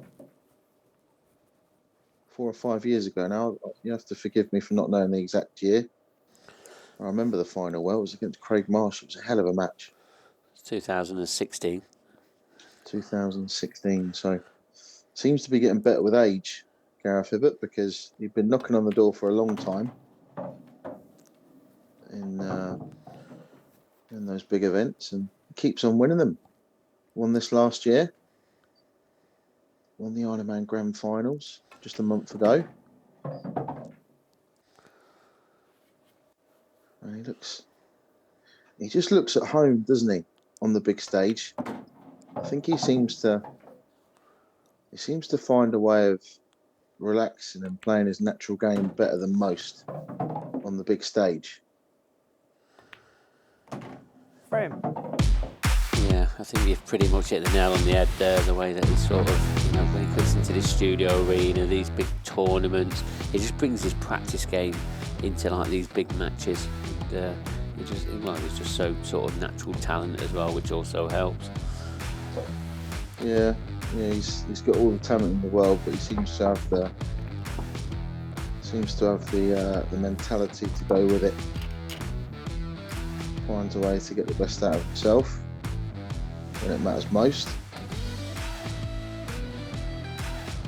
And the other thing, which is bad news for his opponents, especially tonight, is he's been breaking unbelievably well. Really good splits, making the ball nearly all the time off the break. Breaking and clearing an awful lot. Did it a couple of times in that first match. Gareth Hibbert the break. Leading Drew 1-0. Hughes. Time running. You're sat in your seat probably thinking you're at least 50-50 to be 2-0 down before you get another shot. It puts a lot of pressure on you when you're in the opposite chair. But there's your commentator's curse mark. Dry break. Yeah, we don't see too many from Gareth. You know, you've already said tonight that Gareth is definitely one of the best breakers in the world, and doesn't sort of pan out well when he dry breaks like that. But these have sort of not felt perfect for Drew, and especially when he's missed a few balls already tonight. How is he feeling right now? And when you're playing Gareth Hibbert 1-0 down, and you've got this pretty untidy table, you've got it all to do. Yeah, it's not a nice place to be, really. You know, he's lost the first match 4-0. He's finds himself 1-0 down in this match. Now, he wants reds, for all the world he wants reds, but I don't think the red in the bottom right corner goes. And if it did, it'd be an easy finish. Now, he's potted a red and a yellow with his first shot there, which still means he can take either ball. But, let's say, Paul God seemed to punish you. If he won his first match, he'd probably have an easy shot there, but let's see that. I think he had to bend that a little bit as well to get the pot on angle. He's playing it with, you see, he was playing it with a lot of side, top and right hand side, and he's just missed the pot there. It's just that same theme continuing, isn't it, from that first match? Every frame, he just makes that one mistake. 10 seconds. Yeah, and one normally leads to 2, to 3, to 4. It really does. And I'm only seeing one result here because I'm looking at that plant into that right centre. And there is a little gap in between them. So I think it can be made. And he'll be going out for this finish now. Well, also, I mean, he is going yellows, but it is open table as well.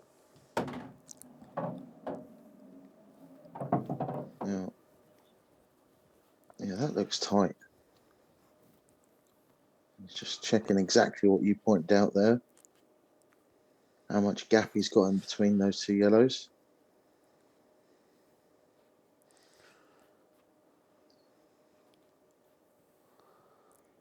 Seconds. Just about made it. But look how good that's come out.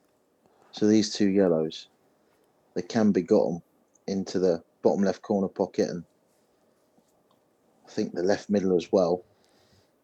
And he's left himself the perfect angle to just float between that gap. Look at this. It's pinpoint stuff from Gareth Hibbert.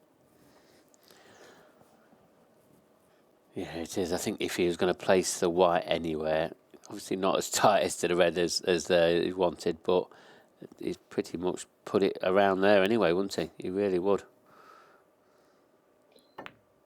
Yeah. It's quite hard to appreciate sometimes, you know, just these delicate little shots. just how clever they are, just how difficult they are, and the difference between, quite often, the difference between your very good players and your elite. I think Gareth, we can put him in that elite sort of 5 or 6 players in the world, especially on current form. Well, as we say that, bit of a shocker there from Gareth. Left himself the wrong side of the yellow that he's just played. Felt like he needed to go around the table. Didn't want to run into the other reds and potentially leave himself hampered queuing. So, a mistake. Foul. 1 free shot, 1 visit. And another. Time running. He was trying to rest into the yellow, and it was a difficult shot. He was trying to rest into the yellow off 2 cushions and maybe get a snooker. But he's hit the black, and this is going to be Drew's first chance in this match to get a frame on the board. Well, it'll be his first frame of the night. And even that hasn't worked out great for him, has it, Mark? No, it hasn't. He's tried his hardest to get that yellow on the bottom cushion. He's left that in a potable position. He's just about, I mean, all he's got on now is he's got to try and hide the white ball. It doesn't look like he's got a pot on, a clear pot, or an easy one. So he's just about hiding the cue ball again. Just being a bit patient. He hasn't put that in the corner pocket, has he? No. Very well played in the end. His heart would have been in his mouth for a second there.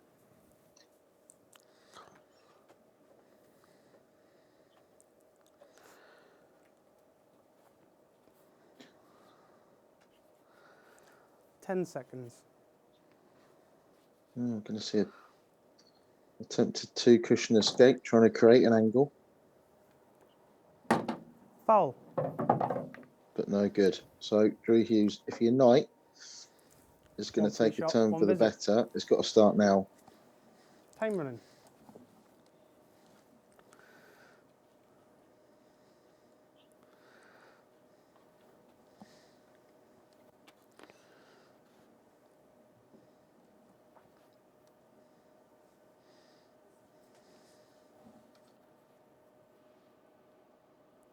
Ten seconds.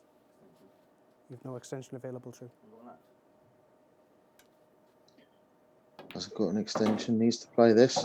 3 seconds left on the clock there.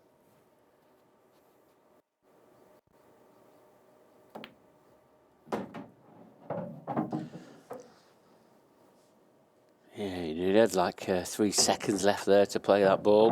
But this suits him, Drew, the fast pace, and this is what we normally expect from him.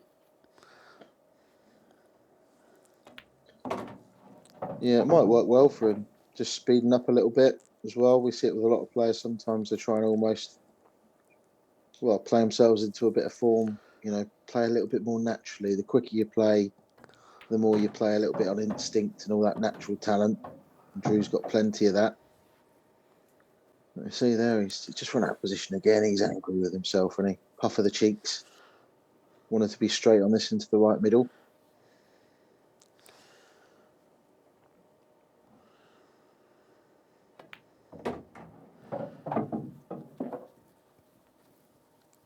Well, he's played that well.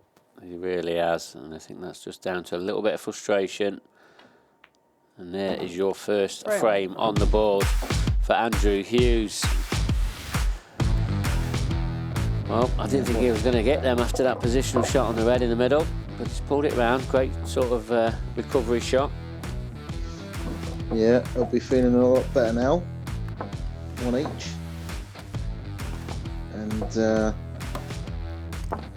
well, he's got, if he's got any outside chance of winning this group, he's got to rely on results going his way. He's got to win this match. He's got to win his final match. He's got to hope that Ross Fernie doesn't win his final match as well, and all sorts can happen. But for the time being, he's just got to stay in the moment. He's won his first frame. You see him pull so often how quickly momentum can change. And something clicks. All of a sudden, he's playing great again. Drew Hughes to break. Score's tied If 1 he 3 makes a more. ball off the break and Time clears, you running. never know.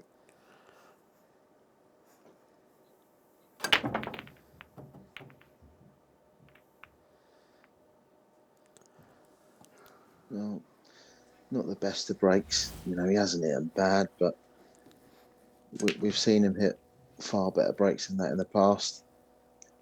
Nothing down though. And Extension, please. well, I think reds look slightly easier than yellows, but has he got a first red to go at? I'm not sure if he can cut this one back, can he? I mean, that's a huge shot. I think that's all he's got on. Yeah. Where's the He's white ball losing the going? white ball. Yeah. Exactly.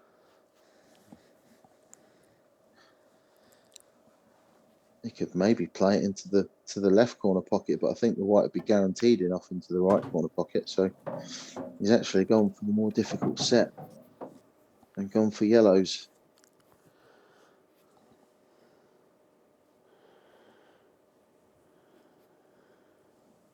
Mentioned this before about Gareth often leaving himself, backing himself to make the 10 big shot. seconds. Now, in this frame, that could well be. It's a very nicely controlled shot. Now, it could well be the yellow by the right middle pocket into the top right-hand corner pocket at some stage.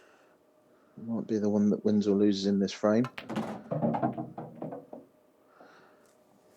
No, I don't think he quite. I thought he may well have stunned the white there and then played into that yellow off of the one at the bottom of the table. But I don't know if he had enough angle, if he had too much angle to be able to hold it or not. So he's elected to go straight into it, and it got a bit unlucky there. He's had the double kiss, and the yellow's just stayed exactly where it was in the first place.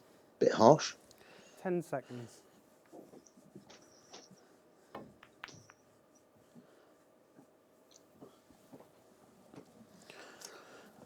Yeah, it was a bit harsh, Dan, but he's played a containing shot there. But what he has done is give this table back to Drew, and I'm just wondering if he can pop this into left centre. Does that red pass and move that bottom right-hand corner? 10 seconds. I reckon he definitely can. Definitely can, and he can almost play this first. Now, we'll see here. Look, he's played that first shot almost as a shot to nothing, because playing it the way he played it, he hasn't really left Gareth anything easy. Well, he's left him nothing, really. What he has got, so the yellow doesn't double into the left middle pocket because there's another yellow there. He has got the billiard shot, fraught with danger. Seconds. We know how aggressive Gareth Hibbert is, so we're going to see him. No, okay. Play a containing shot. Well, if he was in an exhibition, he'd have been screwing off that yellow and potting that red and yellow in this bottom right hand corner pocket and going game.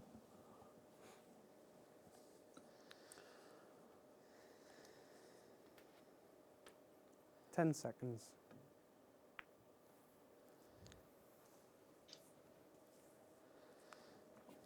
Bit of cat and mouse now for these two.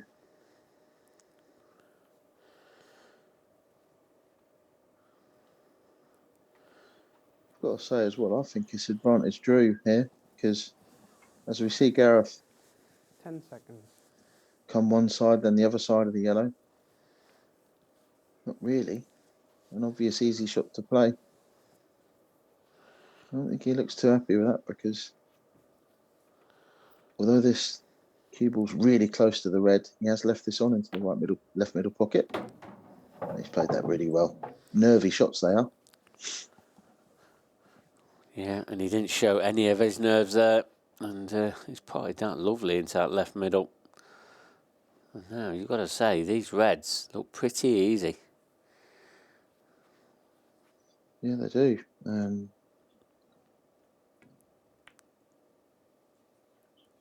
No, he hasn't, has he? Well. He's tried to play that dead weight to hold the cue ball. And he's played a bit of a shocker there. I think that he had two options. He can either hold it dead weight And it's one of those, if you had more time to think about it, the shot clock 10 pressure, seconds. if you had a bit more time to think about it, I think we might well have seen him actually play that at pace into the left-hand side cushion and back out again. But I think he felt a little bit rushed there. And, you know, he's got, I know he's been making a few mistakes so far, but he's got to remind himself he's still in this. If he goes 2-1 up, he can at least finish second in the group if he wins his last match and wins this.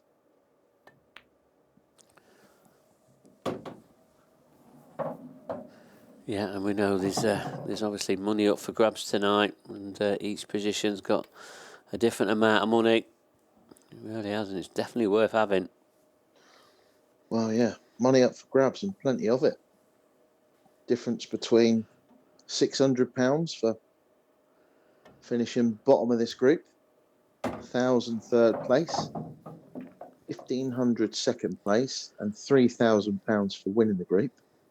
Plus, if you win the group, you're automatically in the grand finals, the final three, where you're guaranteed at least another 1,000 as well. So big money up for grabs tonight. And a maximum prize of £10,000 for the overall winner. But we see there something you don't expect from Gareth. I think Gareth is probably as good as I've seen at pulling out the big shot when it matters most, and he's almost played that one a little bit tentatively there, giving up a chance for Drew. Yeah, he has, and with these black ball rules, he'll just know what can happen here. He can clear the top of this. He don't have to clear the top of the pocket, but he's just gone a little bit further than he wanted. Remember, he's already missed a simple ball in this frame. You see the difference there with cue ball control. If he just lands up, even just 2 inches short, he's got... I mean, that pot was easy enough for somebody of his ability, but he could have just stunned it in and automatically been on the red that's in the top half of the table, and this frame would have been done. But now, he's going to have to play a really good positional shot here. But he's got a bigger margin of error than it looks. Anywhere over by that baulk line, to the right of where the red is now. Oh, he's hit this well, hasn't he? Looks like he's hit this really well. Brilliant shot.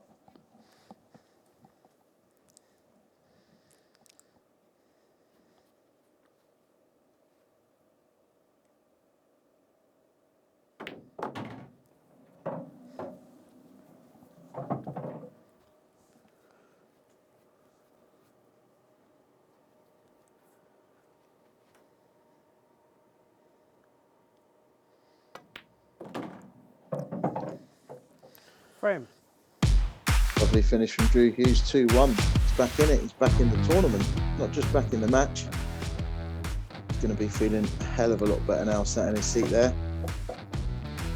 Don't matter how you win him, he's found a way. 2-1 Drew Hughes.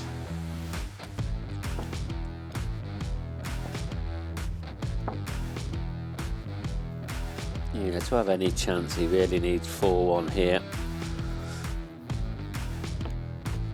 There's not any chance.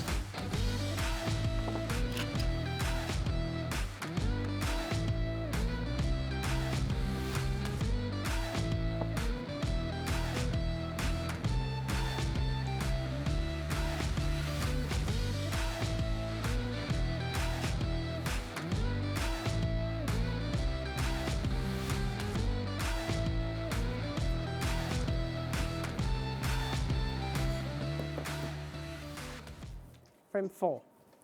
Gareth Hibbert the break. Gareth Hibbert all of a sudden from time running. being 1-0 up and looking like he had a very good chance to go 2-0 up, finds himself 2-1 down. Needing a ball off the break, hasn't got one. Drew's back in again.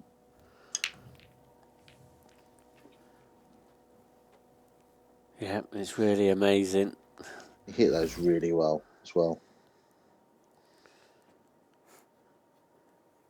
See 10 balls in the top of the table, just 5 10 seconds. stayed in the area he broke from. Sign of a really good break.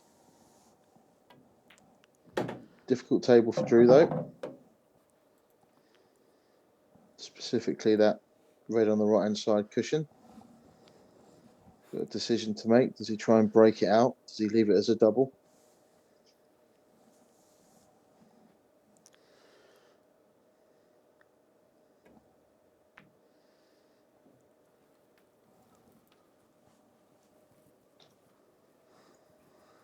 That is not the best from Drew Hughes. But don't get me wrong, he hasn't left an easy table at all for Gareth Hibbert, but he didn't want to be giving Gareth a chance at these. We're actually going to see a safety shot from Gareth. And if that just kept on running, I don't know if he has snookered Drew. If he hasn't, he almost has. Total snooker. Time running.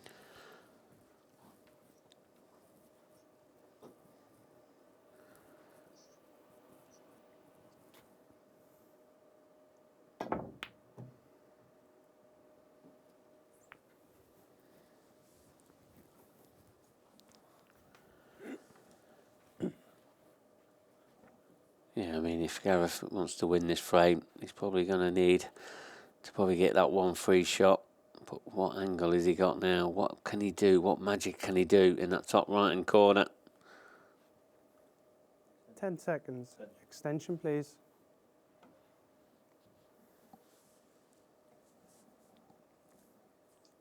Gareth just unsure what to do. Called his extension. Not often you see that from Gareth. Very quick thinker.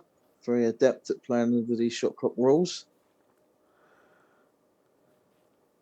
It's a big moment in this tournament for Gareth Hibbert. Want to at least get a draw and get himself on 3 points and join Ross Fernie, setting up what would be quite literally the deciding match of this tournament. 10 seconds. If they were to both go into that on 3 points.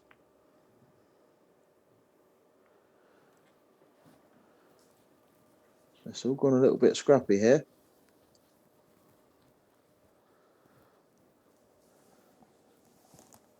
Yeah, and you've got to say, one good double from Drew Hughes here, and he will be getting to 3 first, or he's trying to get it out straight away.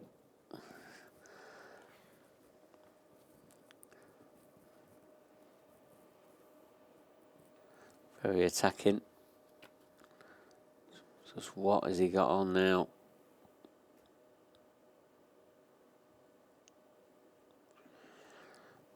And that clock is ticking down. 10 seconds. He's going to have to make a decision.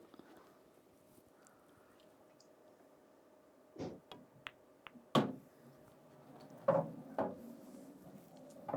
think the time has come for Drew to go game. A 3-ball plant. Risky as it might look, it's a really clever move, I think, this from Drew. I don't really see how this can come out bad. He's going to clip off the left-hand side of this yellow. As long as that doesn't get stuck anywhere or go too far up the table, it's pretty good. Would have liked it to have stayed probably closer to the left middle pocket, but he's one good positional shot away from winning this match now. Winning this frame, should I say.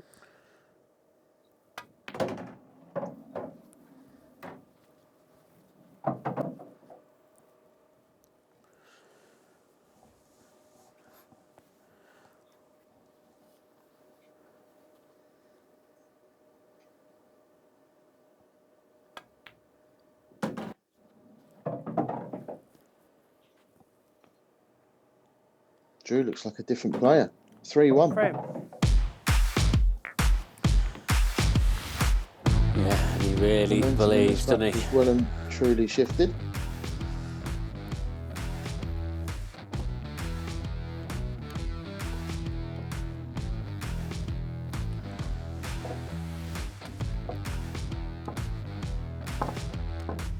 So as you see, the next match on, Ross Fernie against Gareth Hibbert. So previous matches looked 7-5 to Gareth, 7-6 to Gareth, and then that one last week, 4-2 to Ross Fernie. How much is that going to play a part in the outcome of that match? That's coming up right after this one. And you've got to think, if Gareth Hibbert, he's going to need at least a point, because if not, that means Ross Fernie, he'll sort of only need a point. And then we'll go down to sort of legs to see what the outcomes can be. Frame 5. Drew Hughes to break, leading 3 frames to 1. Time running.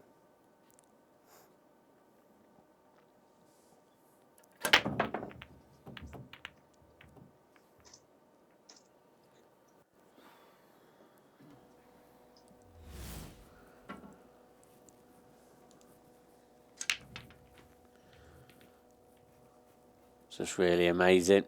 These dry breaks are happening. Extension, please.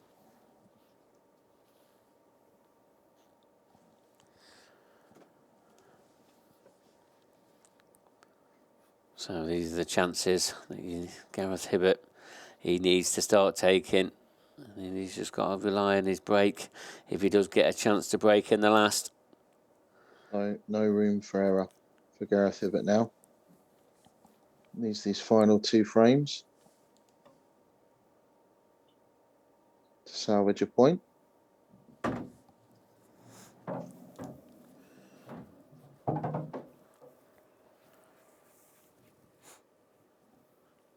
Yeah, and the way he's played positional shot again, he's in the prime position to try and take it down to this last frame. He's got to be very careful with this cue ball though.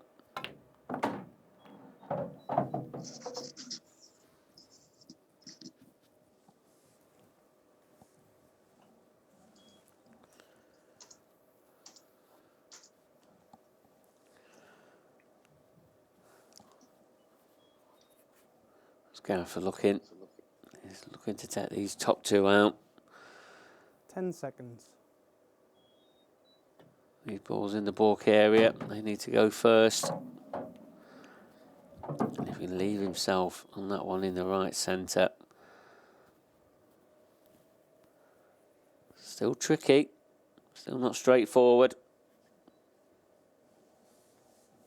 Yeah, he's all about finding that window for Gareth.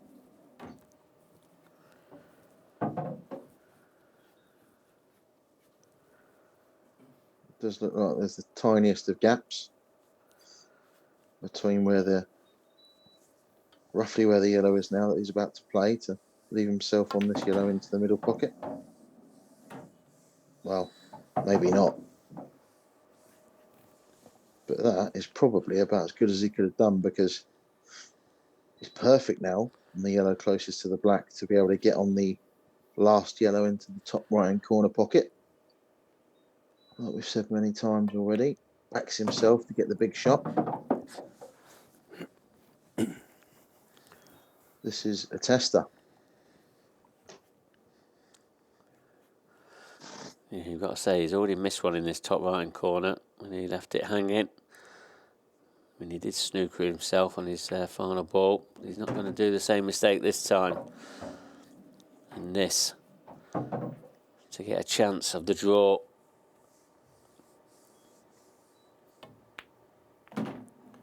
Frame.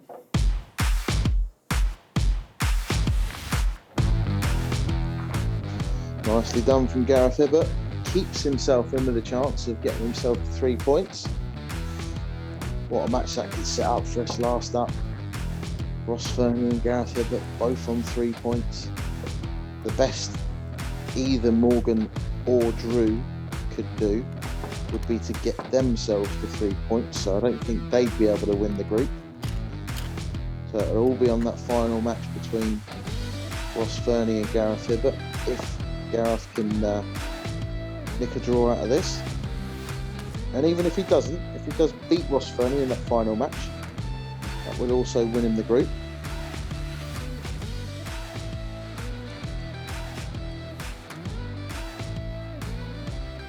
when I say final match, I mean Gareth and Ross's final Frame match, 6. which will be next up after this. Gareth Hibbert at the break, trailing 3 frames to 2. Time running. Yeah, but it's going to have to be one step at a time, Dan. He needs a point. He's got a ball, and look at these balls. They've opened wide open. It's a good break, this is. Got a bit more power in this one. Yeah, what Perfect a split. cue ball. You see the way they've swarmed up the table as well. So much power into that.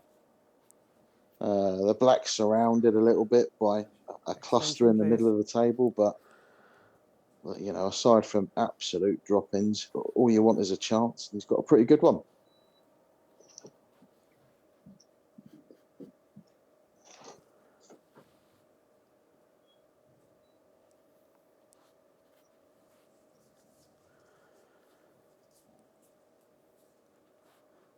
Yeah, I'm just looking at that yellow that's sort of close to the black and that red.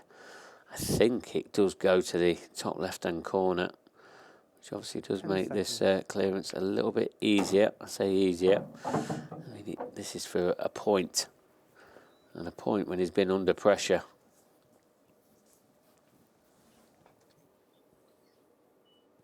Yeah, he's under as much pressure as he's been in all night now. It's just tricky, those. They all cluster in the middle of the table. They're all sort of covering each other. It's going to take a bit of figuring out from Gareth, but if anyone can do it, he can.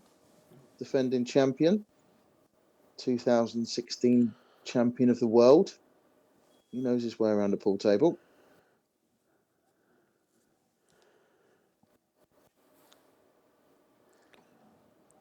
Yeah, and him getting down, just looking at that yellow, it's obviously a little bit tighter than I think. I mean, I like the route he's taken here.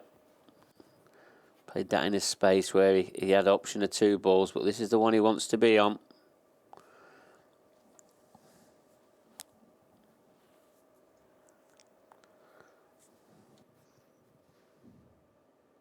Yeah. Not often you see Gareth take his time, such a quick thinker, but if he was just a fraction shorter on that, he could have topped that through and played this yellow to the right of the black into the bottom right corner pocket. Would have made life a lot easier for himself, but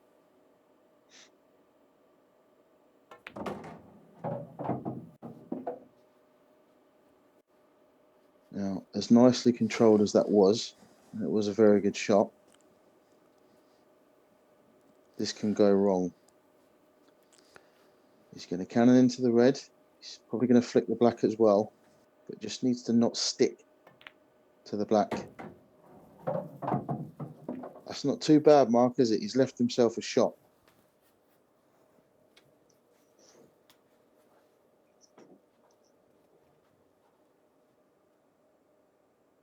This for 3 apiece. And it's there. Frame. Very nicely done. Gareth Hibbert was far from his best in that match. Drew Hughes found a bit of form in the middle of that. Looked like he was going to go on and take the match, but Gareth done really well to win those last 2 frames and puts himself in a good position going into his next match against Ross Fernie. Let's go over to the studio with Gary and Mark.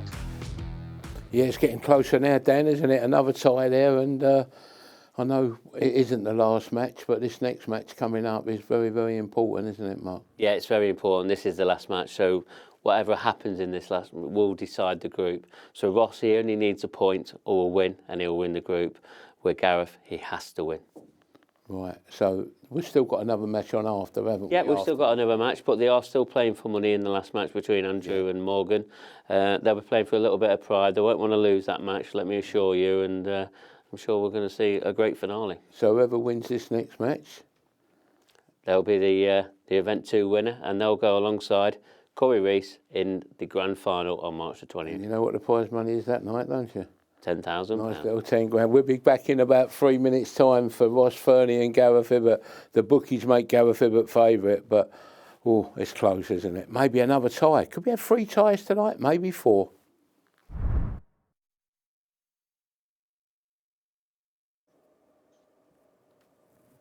Champions Cup Event 2 final match, best of 6 frames. First frame, Gareth Hibbert to break.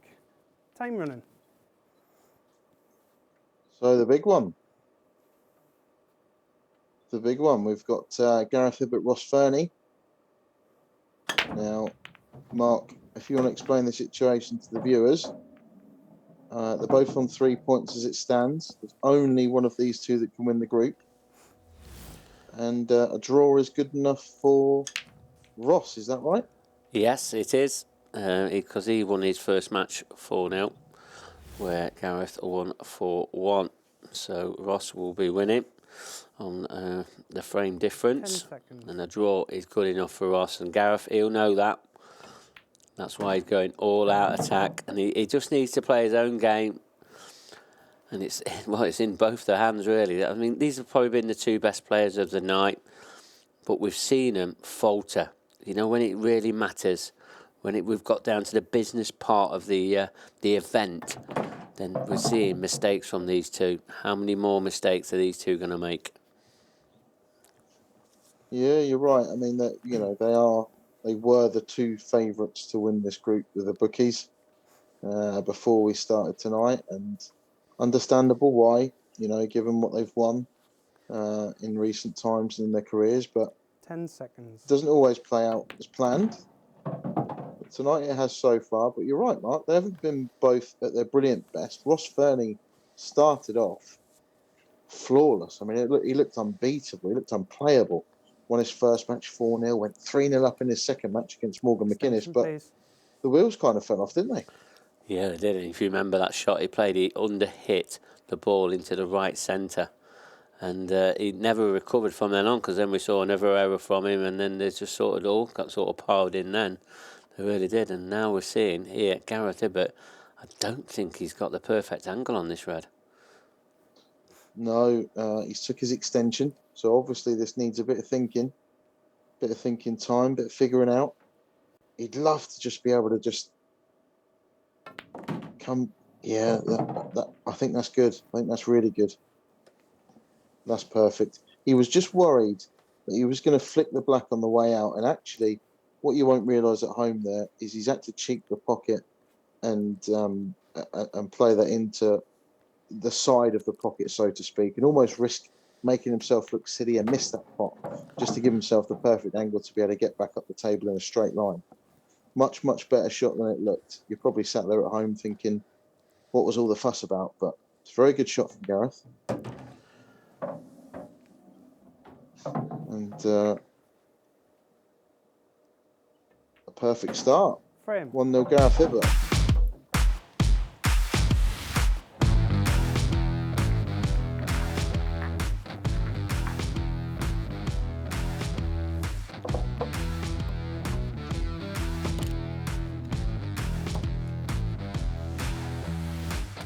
So nothing's changed for Ross Fernie.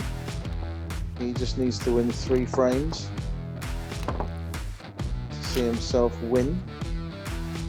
Stage 3, book himself a place in the grand finals. Gareth Hibbert now only needs 3 frames, not 4. That first frame on the board. This is, perfectly in the balance, isn't it, Mark? Yeah, it certainly is. And are we going to see a perfect match where each of them are going to break and clear each time? Ross Fernie to break. And that means that'll be 3-all, and that'll be enough for Ross Fernie to get through to that grand final.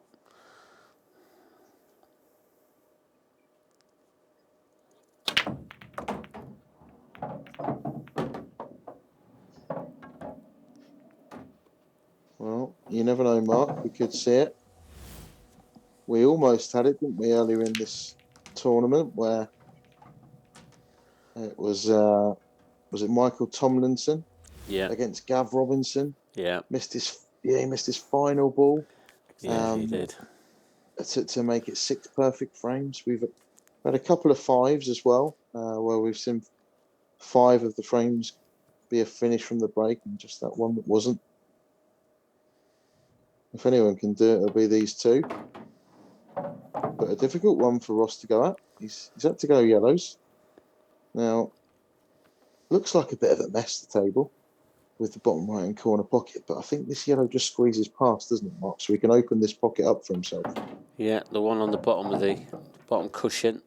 This is his key shot now. What he doesn't want to jam that yellow in.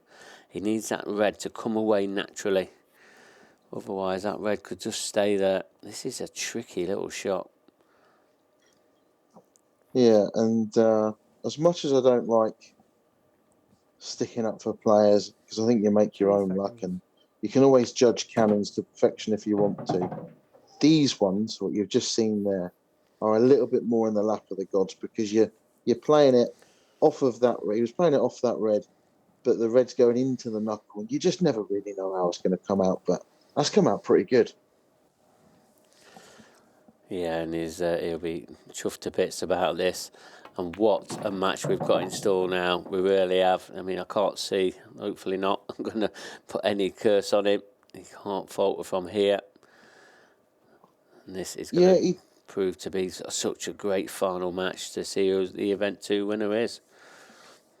Yeah, he just wants to be able to run past 10 seconds. Run past the red and the black.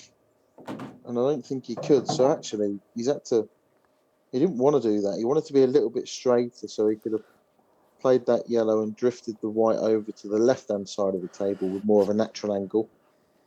But he just didn't quite get into the white ball enough. And this isn't done yet. I mean, he can run into the black or the red if he wants to and play a cannon.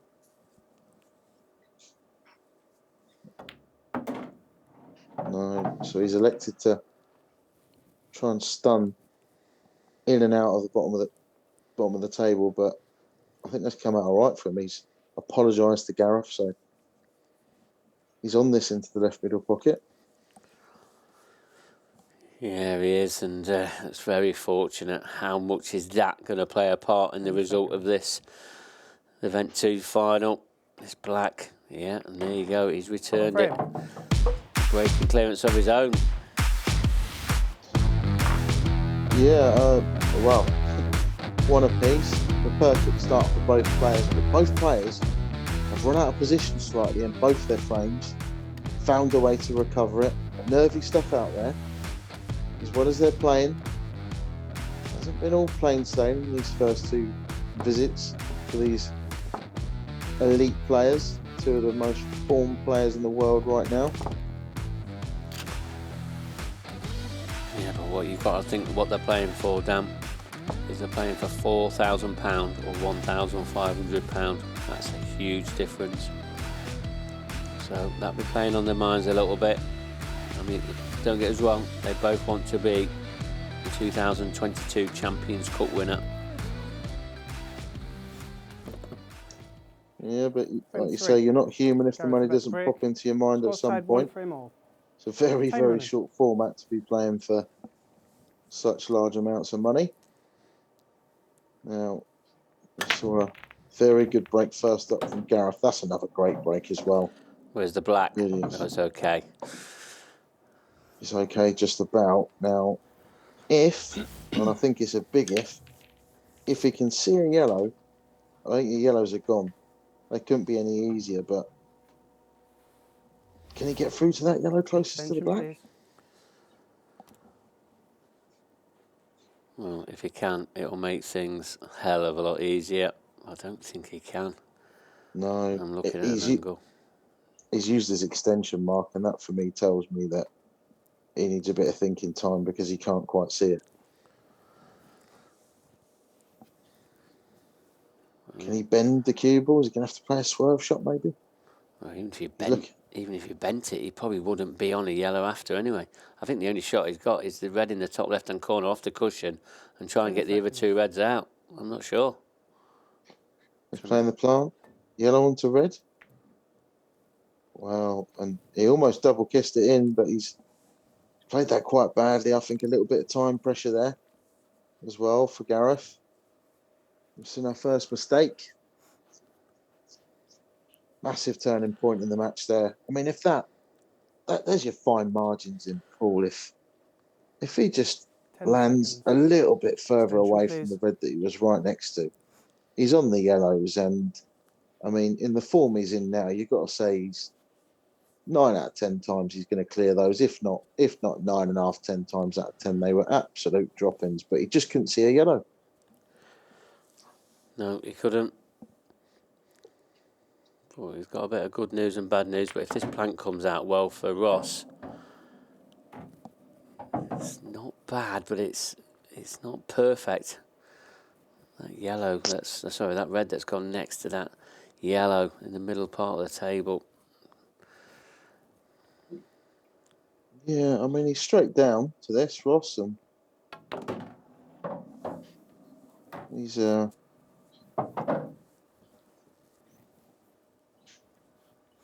the red into the top right corner pocket, but I think he hasn't quite got the angle to play on it and find the gap to get onto the red in the very centre of the table. Would have loved to have been able to play for that now, but there's still a route here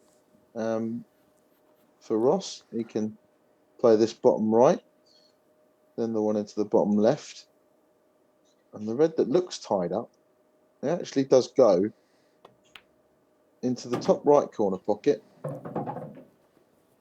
as well as the right middle pocket by the looks of it. If anything, you might have just run a little bit too far there. Yeah, I think he has. I wonder if he's now got to play this and go in between the red and the yellow for the red into the same pocket. Not sure if he can hold this. He can, but... Well, yeah, there's a big but, because he's just the wrong side of this.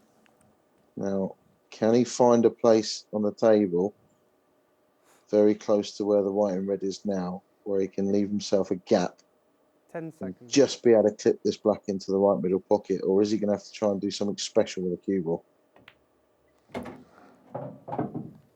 Well, he reckons he can cut that in. That to me looks tight. That looks very tight. Ultra thin.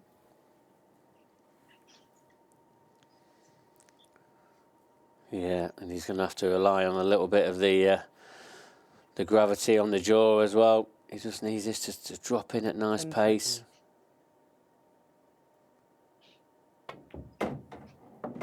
Where's the white? Oh my God. How is your luck? I mean, don't get me wrong, it was a hell of a thin slip into the middle pocket. And the white was always going to be tracking towards the left middle, but wow, to go in at that pace, and it hasn't even thought about it, it's just gobbled it up.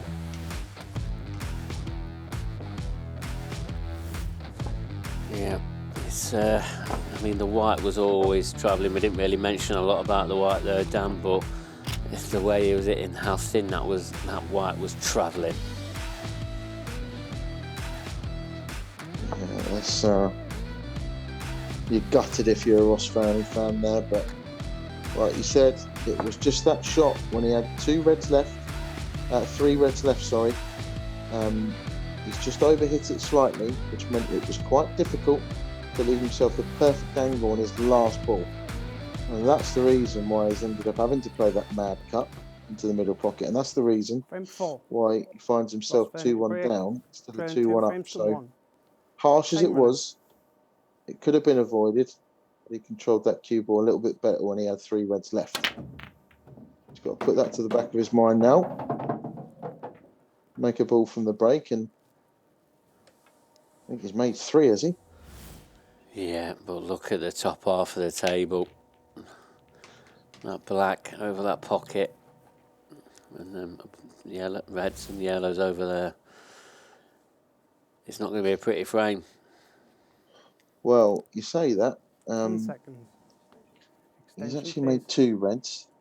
Now, I think there's a bit of a squeeze, but I think that red does just squeeze past that black. Problem you got, like you, a bit similar to a couple of frames ago, is you don't know where that black's going to go afterwards if it squeezes against the knuckle. Could it get tied up against the yellow? Far from plain sailing here for Ross Fernie. He's also got the two in the bottom. of the table. Looks like he's going to try and take those now. Well, we can't always see. I'm just going to stick up for us commentators. We can't always see from the commentary box just how much room he's got past the black there. So he'll know a lot better than us just how easy that red goes past the black into that top right corner pocket, if it does at all. Looks like it does. Looks quite positive with his body language. Yeah, because I think the way he's going about these, he's confident that it goes. I mean, even on our overhead camera, it doesn't really tell us the right story. So I think he's just going to try and drop this in. Just be a bit careful. I think he's got to play this carefully. Does he play this with pace? No. I didn't like it. No, me neither. But I think in hindsight, looking at the table and how they split initially, was there much else he could have done? I do think actually from that replay, he's flicked the black first. Now, if he doesn't flick the black first, flicks the knuckle first, I think that may well drop. Extension, please. But still difficult this for Gareth. He's called his extension. Needs a bit of thinking time.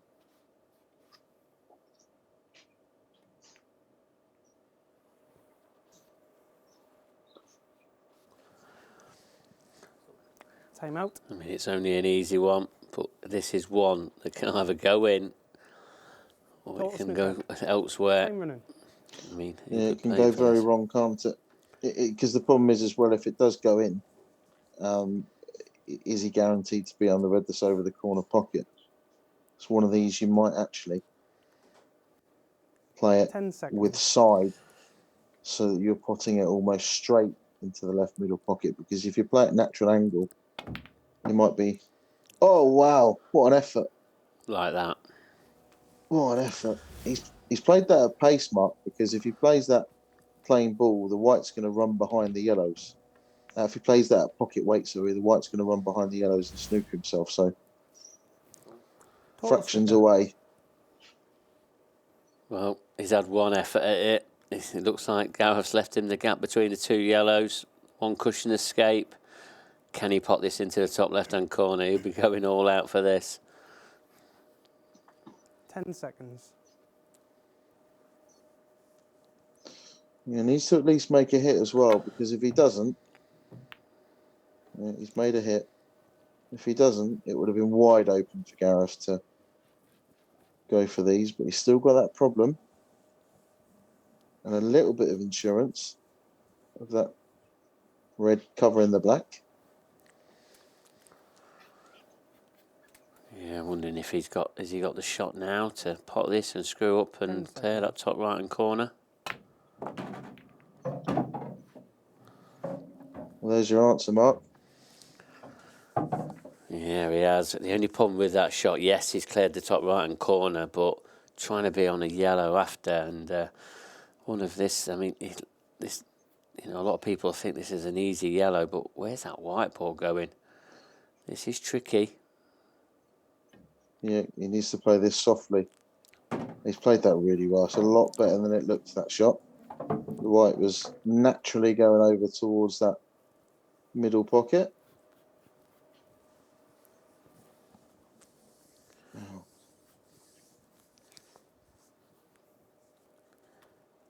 Yeah, because Gareth knew what he was leaving him there. If he did miss that yellow, he'd left the frame at Fernie's mercy. Yeah, and if he wins this frame, Gareth, he'll find himself needing just one of the final two frames to win the group and make it through to the grand finals. Ross will need both of the last two. So this is massive.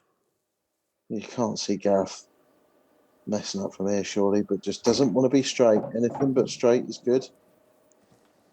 Would he like to have been a little bit closer to the yellow? Of course he would. But one good positional shot here. should find himself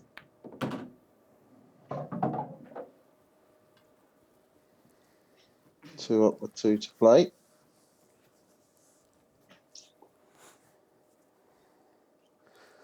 Not quite over the line yet, but these are the shots that Gareth does play well. I don't think he's going to cannon into it. I don't think he likes cannon into it. He might not have any choice. Well, he didn't have much choice, like you said, and he's played it well. Nicely controlled cannon. Didn't go crashing into it. And 3-1 it is. Frame. So, Mark, we are left. Gareth Hibbert leading 3-1. He needs to win the match to win the group, get himself through to the grand finals. Ross Fernie needs to win both of the last 2 frames to get himself through to the grand finals. This is where it really matters. Yep, so here's our next match. Morgan Mckinnis against Andrew Hughes. They're only going to be playing for a little bit of pride, but as you can see, look, Morgan Mckinnis has already beaten Andrew Hughes 4-0 in the previous match. But we're back to this one now. It's going to be Gareth Hibbert to break. Can he get the 1 frame he needs? If he doesn't, and Ross does take the 3-3 draw, Gareth will be coming back for event 3, which starts on the 28th of February.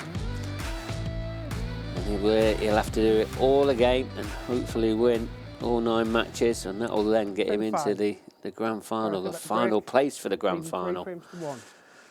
Time running. Yeah, this will be up there with the most important breaks he's had in a very, very long time. Oh, and he's gone straight in off. Foul. Straight in off in that corner pocket. More drama. 1 free shot, 1 visit. Time running. He's going to be so annoyed with himself. Yeah, that's twice he's done that tonight. And these matches, they just create so much tension, so much drama. And Ross, he's probably not going to waste any time in taking these out. And is Gareth Hibbert going to get another shot? Or has he got to come back for event 3? Well, look at Ross. He's quickened up. He's quickened up and now he's just slowed down. Just run slightly out of position here. I think these were so easy. He's kind of thought, right, let's just get on with it. Extension, please. Yeah, he's just used his extension there. A little bit careless that from Ross. He just runs slightly out of position. The pot's easy. It's just how he's going to get from his second last red to his last red. Now, that looks ultra thin for me. Again, he's quickly down on the shot, isn't he?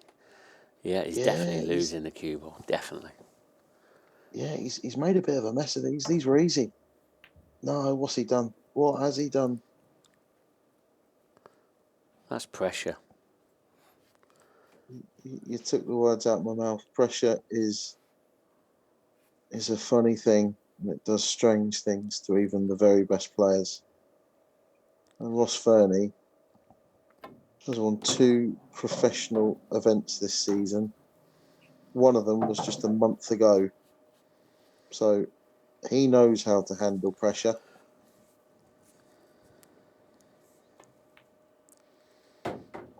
What we've seen there, situation of the match has got to him. He's just tried quickening up and right, let's get this back to 3-2. My break. It's a positive way to think. It's a positive. It's just he's chucked in a slack positional shot. And look now, Gareth Hibbert, fairly easy finish to get him through on the night.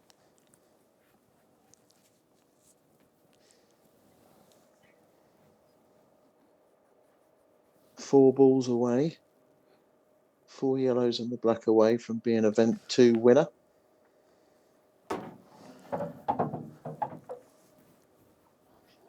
Are we going to see any more drama? I mean, I think that yellow definitely passes in the top right. If not, it does go into the top left. It might not go in the top right, though, just looking at another camera angle I've got. So he does need to leave the right angle here. 10 seconds. Yeah, I don't know if that... No, that's not the right angle. He is raging with himself. What can he do now? Does he just leave the white there, or does he just tap the pocket? What can he do? 10 seconds. He's trying to top it through. Is he off the top cushion? Yeah, the side's not kicked in. What's he done? I can't believe this, Mark. I think there's some tension out there, Dan. There's got to be, because that is just a careless error there. Yeah, I can't believe what I'm seeing. This is Extension, crazy. please. They both look so assured for 90% of the night. They've been brilliant. I mean, this cut back. Wow. He's got it. Where's the white? Well. Wow. Well. We've seen one enough of the black already. Are we going to see another? Or is Gareth going to pot this final black to be the event 2 winner? I think he's going for the double, Mark. He's not even going to go for the cut. All eggs in one basket here. And he's missed it. He's missed that by a mile as well, Mark. This is pure drama. Ross Fernie would not have been expecting to get back to the table. Never in a million years. But here he is. 10 seconds. I thought he might have took the one in the bottom half of the table first, but what's he doing Doesn't here? want to hit the knuckle. Doesn't want to hit the knuckle, I didn't agree with Mark. that shot, Dan. I didn't agree with it. He should have took that one in the bottom half of the table first, surely. Well, I mean, the mind plays funny tricks on you. All he had to do was just, I don't know, if he misses the knuckle, he's fine, he's perfect. But, I mean, there's not even a safety on now. What's he got? He's just got to hit it and make sure he hits it. Oh, he's trying to play a safety shot. There's me saying there's not a safety on. What a safety shot that is. Yeah, I'll eat my words, Mark. Yeah, I What think a he was shot that is. I think he was fortunate to leave himself a total snooker. Otherwise, he wouldn't have been allowed to play that shot. But what does Gareth do now? He's going to play. He's got to play this with pace, hasn't he? 10 seconds. Yeah, I mean, he's looked at both sides of the table. He's not sure what he wants to do. The old heave-ho, hit and hope. Do you know what? I don't think that's the worst result, because there's enough angle, the natural potting angle of this is going to make this very hard to hold for the black.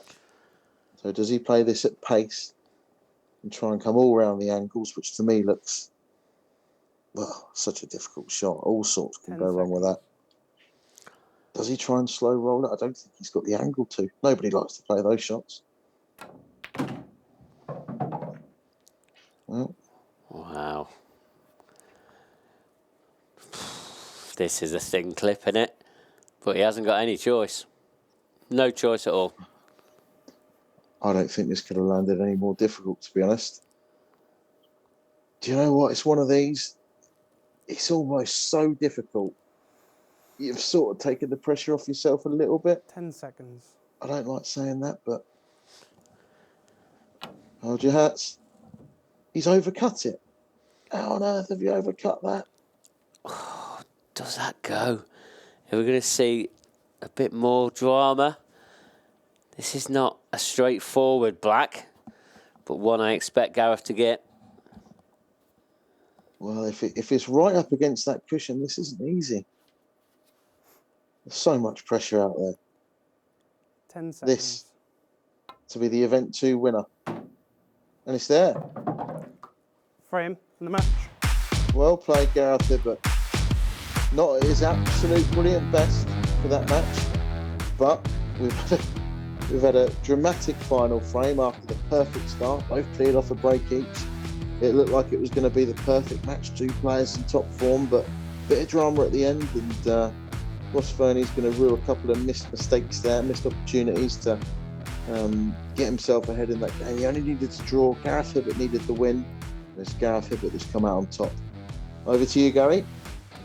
Yeah, a bit of final night nerves there, Dan, wasn't there, Mark? God.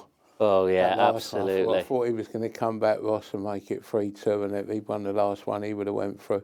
It's final night nerves, wasn't it, tonight? I know it's final night, but that match there, that game there, was final night, wasn't it, that much? Yeah, I mean, it just sort of proves how much it means to these players. They're not just playing for, you know, like a local club match here. They're playing for a lot of money here, and it means a lot to him. And Gareth, you've seen, he's the best of the best. Yeah. And it still gets to them better players. And then Ross, you know, that pressure just does funny things. They took the wrong ball for me. He should have took the one in the bottom half of the table. You said that before, yeah. And he didn't, but...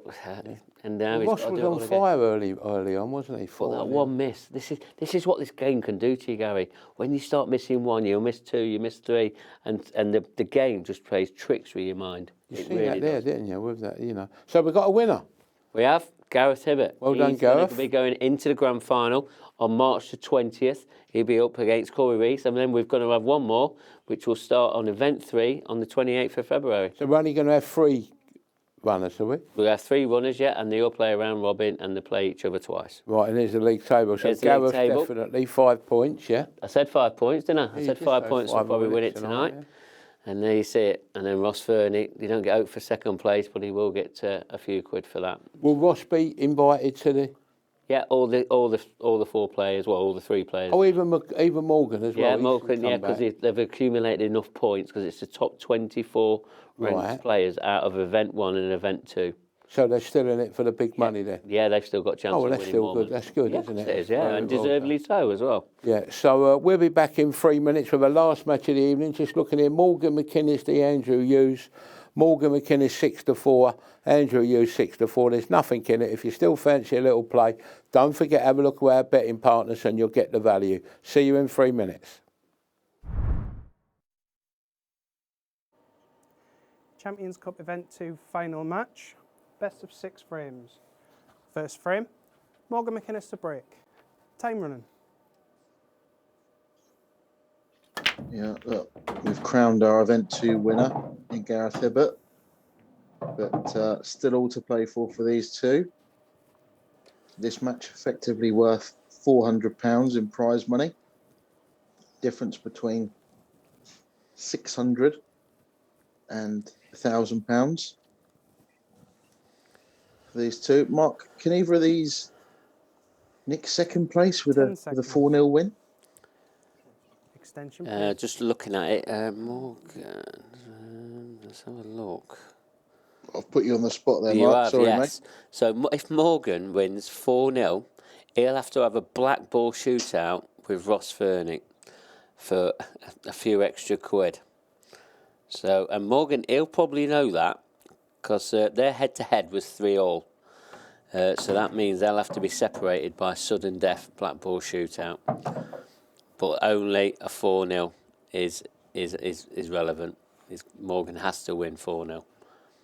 Well, he's a smart cookie. And remember, Morgan has already beaten Drew 4-0 in this event last week. 10 seconds. Yeah, it could happen. I mean, like I say, it's such a short format. I mean, any result's always possible.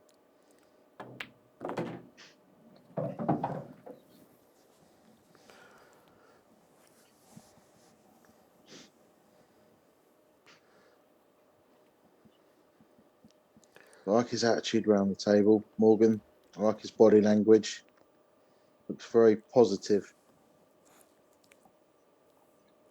10 seconds. Always seems to exude confidence, but kind of composure at the same time.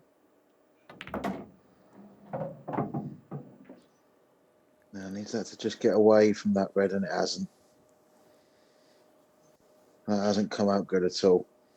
Unfortunately, for all you Morgan Mckinnis fans out there. Mentioned earlier, his parents will be watching at home.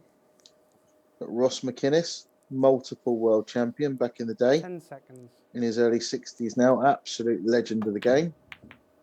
And you've got his mum, none other than Michaela Tabb, who the most famous snooker referee of all time. Also on the European Championships herself when she was a player back in 1998. So it comes from very good pedigree. I think this tournament's just the start of things to come, isn't it, for Morgan, Mark? Yeah, I think it is. I mean, he wants to stay as an amateur. He just thinks he wants a little bit more time to mature a little bit. I mean, he's always been bigging him up. He's definitely an old head on young shoulders, and he'll just get stronger and stronger after this experience on here. And if he wants some more of it, he needs to obviously do exactly what he did last year, and sort of win a tournament, try and get in these pro events, and I'm sure we're going to see him on this stage pretty often. Yeah, and he's got time on his side, hasn't he? He's only in his early 20s. He's got plenty of time to turn professional when he feels like the time is right. I think ability-wise, he's probably always, unless he stops playing, stops practicing, which I can't see happening. He's a student of the game. He's always going to be up there or thereabouts, top 16 of the IPA amateur rankings to qualify to be a professional. But he'll do it when he feels like the time's right.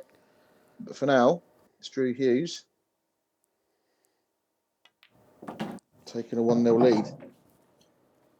Frame.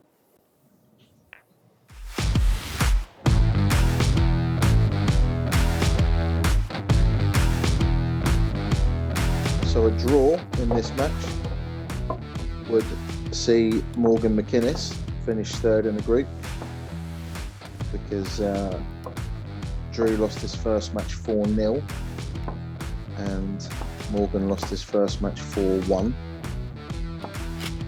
So to go with their two draws, Drew needs to win this match. Morgan just needs a draw to secure himself third spot and £1,000 prize. £600 guaranteed to the person that finishes fourth. So all to play for.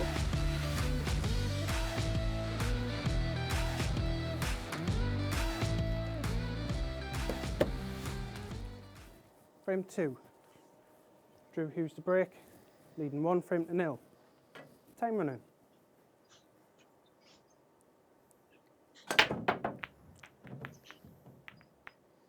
Well, he's hammered those. I mean, he's made a ball, last ball rolling pretty much there, but deserved the ball off the break there. That's the best break he's hit all night. Yeah, it is. And I think that's probably the first time I've not seen him getting any spin on the cue ball. When he sort of took a little bit of, when he's tried to hit him hard, he's been getting spin on the cue ball, and that's what's took the power out. But on this one, on this occasion, this is a lot better for him. Yeah, it's quite hard to explain. I try and explain to people sometimes that when you see people, I know from my experience, when I feel like I'm breaking best, it may look, and I've watched it back, and it looks like you're absolutely crunching them and hitting them really hard. But when you're hitting them at your best, you're not actually hitting them anywhere near 100%. If anything, you're roughly around the 80, 85, maybe 90% mark. You're accelerating through the pack. And it's quite ironic, really, that when it looks like you're hitting them really, really hard, actually quite often you're not. You're just timing them really well. And sometimes, like you said, when you are trying to hit them too hard, that's where you get the unwanted side. That's where you lose the white. Yeah, it is, and it is all about timing. Anybody trying to learn this game, trying to learn the break, it is about just making sure you cue in that cue ball right bang in the middle, and it's just about just making sure everything else is in time, the power and everything else. Yeah, and you mentioned about losing the cue ball and any side spin, not hitting that front ball perfectly flush. If you're not hitting that front ball flush, you're not transferring all the force through the pack. So the timing is the power, so to speak. 10 seconds. You see some people. Extension, please. The white goes off towards one of the middle pockets. They're not hitting that front ball flush, so not only are they not controlling the cue ball, they're also not getting as much power through the pack as they want. Now, that's a really good shot, I think, from Drew. I think he's just come far enough there. Play that with tons of right-hand side. Now, I don't think he's got much choice but to leave this black from distance, though, has he, Mark? No, he just needs to take his medicine here. I mean, he's trying to get close to it. What's he doing with the cue ball? It's fine. Another great sort of cued shot there. They're the shots you can sort of de-accelerate on, and then all of a sudden the white ball goes nowhere. Yeah, and that's 2-0. 2-0 Drew Hughes, a very good positional shot to get on the black there. Other players would have not risked going towards that left middle pocket. They'd have just potted that last ball and left himself the black at distance, but Drew obviously felt he could get close to it, and it's worked out nicely for him. He's quite happy now, doesn't he, compared to earlier in the day? Hasn't had it all his own way tonight. No, he hasn't. And even Morgan, he's had his sort of struggles, and not because of like really poor play, more because of the break didn't go for him, etc. And a couple of things didn't go his way. But both these players, they'll bounce back. They'll be working in event 3. They'll be tough to beat. They've had the experience now. But one thing that Morgan wants to do, he wants to get one up on this Welsh boy, just as Andrew does on Morgan. Morgan Mckinnis to break, trailing 2-0. Scotland against Wales.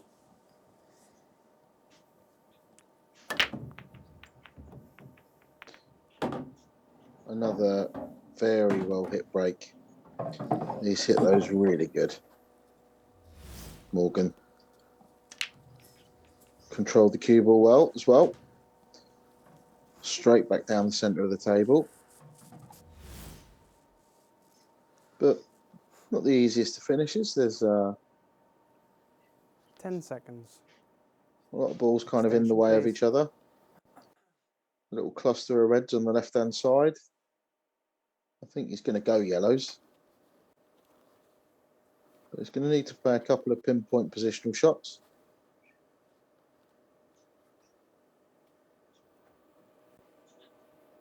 Used his extension already. He knows how important this first shot is. Played the plant first up. Yes. Bad news, good news. He's tied up the yellow on the left-hand side of the table, but he's left himself the perfect angle. I was going to say the perfect angle to go into it, but he's got straight down and tried to cover the pocket. He's not very happy with himself, is he, Mark?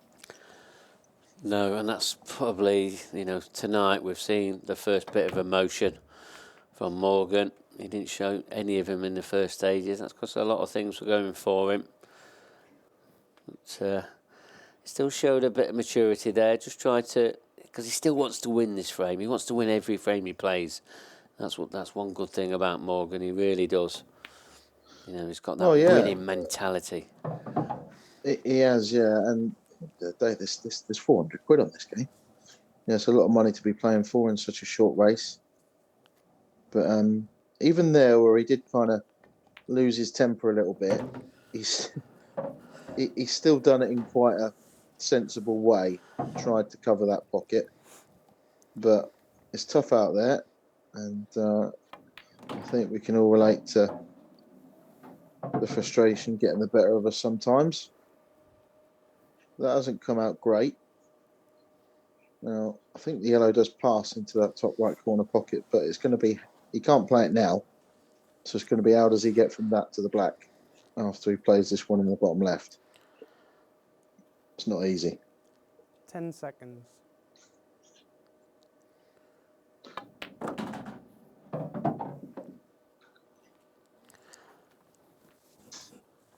Well, he was just a couple of inches away from being perfect there. Yeah, he is. And I think he can still definitely pot this yellow. It's just whether he can get some momentum on it into the side cushion with side and go down towards the black. Big shot. Yeah, so he had a decision to make there. Does he try and do something flash and get close to the black, or does he take his medicine and just leave himself a very difficult, thin cut on the black? And that's what he's opted for.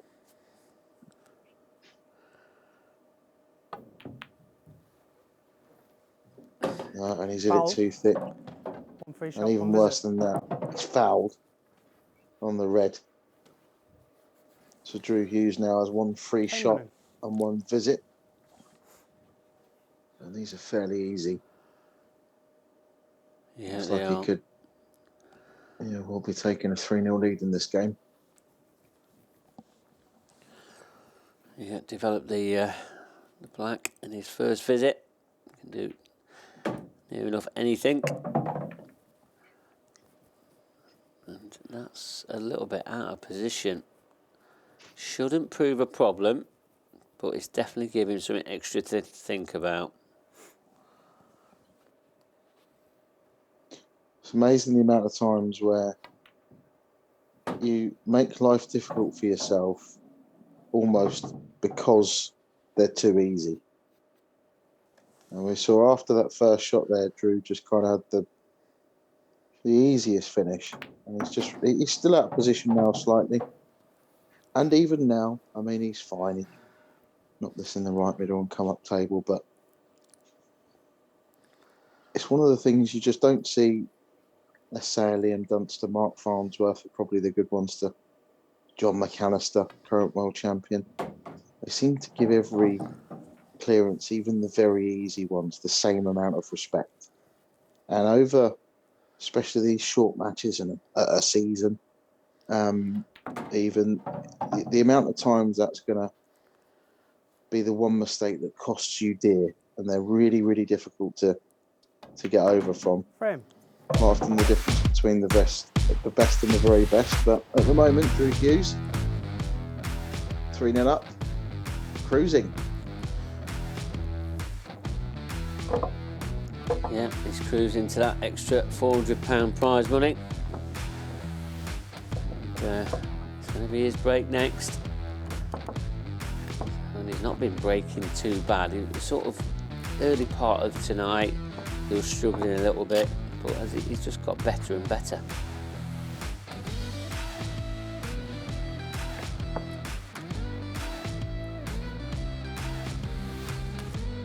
Yeah, I think we said it earlier. If he could just cut out the odd silly mistake that he seems to chuck in, he could have won this week tonight, because first match up against Ross Fernie, he was in first every single frame. And every single frame he made that one mistake. And that's cost him dear, because if he'd have won that match, he'd have been looking at winning this match for the tournament and to make his way through to the grand finals. But that's all in the past now. Free shot, one visit. In off the break. Time running. Morgan has already come from 3-0 down tonight to nick a 3-3 draw against Ross Fernie. Can he do it again?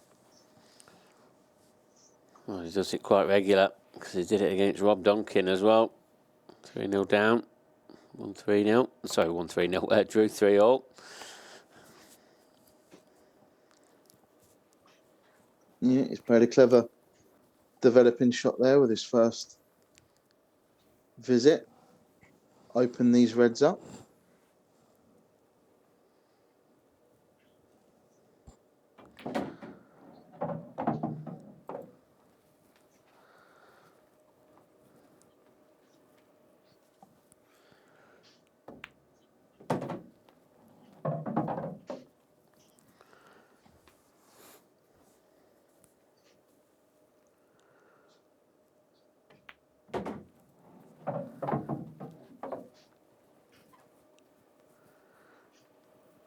We saw him do this a little bit against Ross. He quickened up the pace a tiny bit.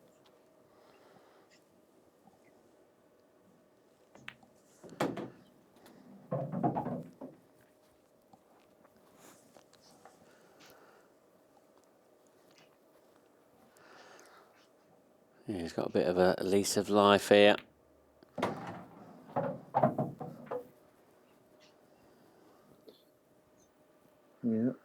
deciding now whether he wants to leave himself dead straight and screw back, play the black into the right corner pocket, or whether he wants to top it through, find the gap and play the black into the right middle pocket. It's gone for the middle. So no time at all. This is 3-1. The comeback is on. Yeah, come back on. It's going to be Morgan to break next. He needs to try and... He's not been that consistent with his break today. Not like he has been in the past couple of group stages he's been in. He hasn't, but needs to keep himself together because he knows that a draw will be good enough to get him third place.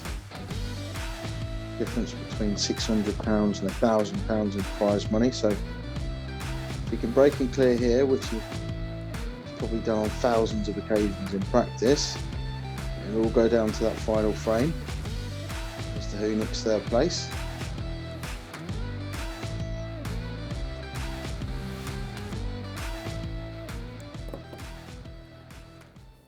Frame 5. Morgan Mckinnis to break. Going 3 frames to 1. Time running.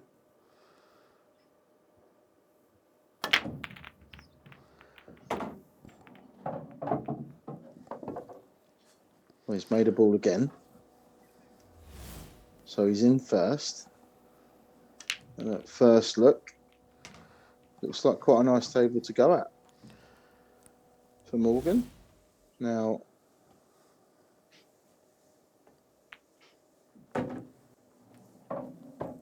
yeah, these reds obviously pass each other.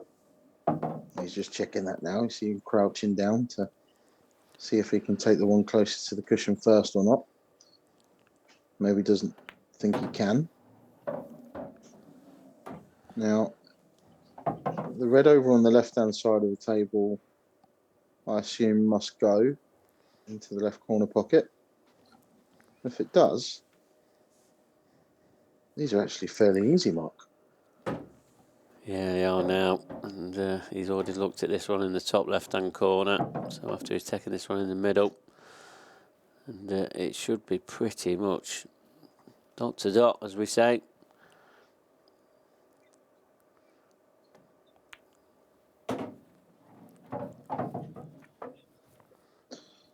Yeah, you see people often crouch down to check to see the angle. Probably tells me he hasn't got a full pocket for this, so he'll be playing it off that far jaw.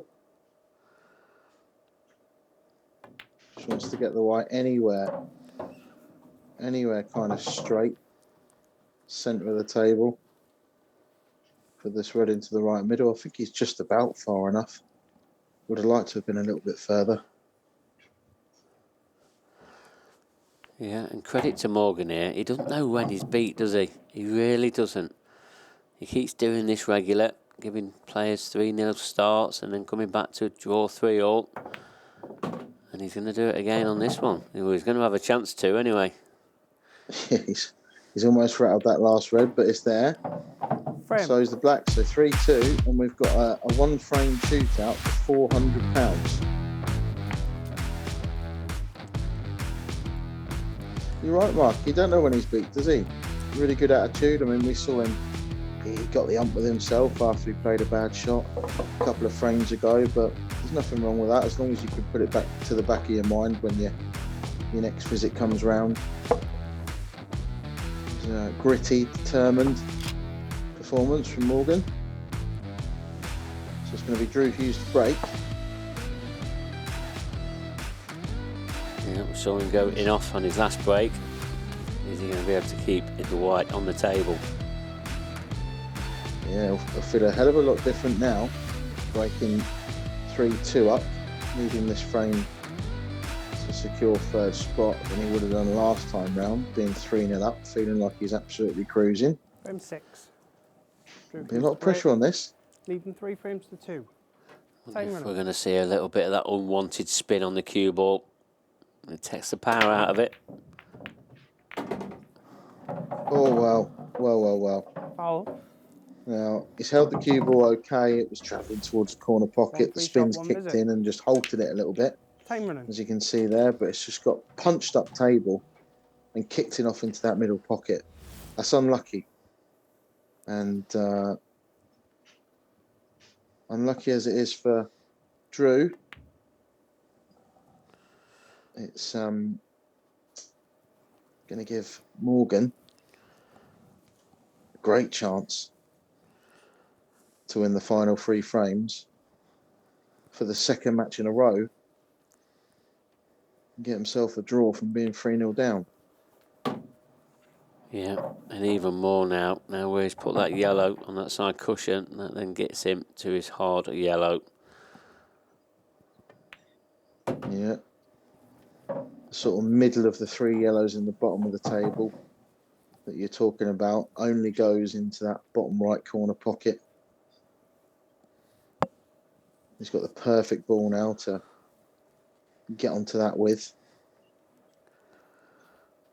He's just looked at the angle he wants to leave himself. So I think he wants to get on the 10 yellow seconds. next to the black now, and then leave those 2 that we've just spoken about as the final 2 balls. I think that as an angle, what he's left himself is close to perfect. Maybe a touch short. I think he's all right just about.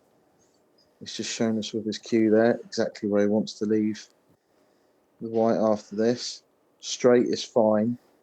If he's 10 not seconds. straight, he wants to be the side of it where the cue ball is now, if that makes sense. It needs that to come out. Needs that to come out. I don't know. Is he a fraction short? Okay. Possibly. I think he can play it off the red if he wants to try and just hold that for that yellow into the bottom right-hand corner. He can play it off the red. It's just whether that red's then going to poke 10 itself seconds. back out and block it into the other corner pocket. I like that. It's Yeah. a really good shot. Confident shot. Very confident shot and a much more difficult cannon to judge than it looked. He's actually played it into the right-hand side of the pocket. He's played it with side spin as well. And he's caught that half ball perfect. It's a really good shot from Morgan Mckinnis. Really good. Extension, please.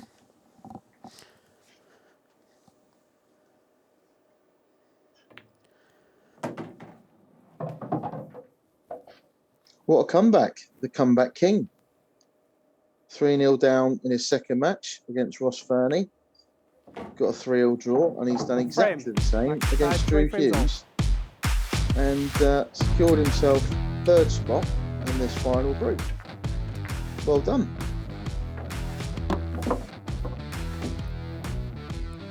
Yeah, that was another tie in the end there. Never tie. 50% of matches have ended in ties, Gary. Comeback king. Yeah, he is the comeback king. He just never knows when he's beat Morgan Dunn. He doesn't. He really doesn't. 3-0 down, and he comes back to draw again. 3-3. Classic, wasn't it, tonight? Brilliant, yeah, brilliant match. And Morgan secured 3rd place. He's got a few extra quid for himself, and he'll be back for event 3. And a credit to him. So what was Dan saying there? But we nearly had a black ball shootout. What would that have been there? Then? So if Andrew Hughes would have won 4-0. Right. So that means they'll then he'd have to have a black ball shootout. If Morgan would have won 4-0, I do apologise. If Morgan would have won 4-0, he would have had the black ball shootout with Ross Fernie to play for £500 basically. Oh, so that's how it worked. But we've had a great night tonight, haven't we? And I think you've got event 3 as well. What we got coming up? Yeah, so this is event 3. That's going to be we return on the 28th of February because we've got now a weeks-long World Championships in Bradford. So we'll be back on the 28th of February. That'll be a Monday, Tuesday, Wednesday. And all our viewers, all our Paul family out there, we wish you all, including you, Mark, the very best in the World Championships. And don't forget, we're on the BBC as well, aren't we? Yeah, we are. So we'll be starting on YouTube on the Thursday on our IPA channel, which is what you've been watching our first matches on Sporty stuff. And then we'll be on the BBC iPlayer from Friday. We'll announce the times on our Facebook groups and Twitter, and and we're looking forward to a return of the World Championship. We've not played this since 2020.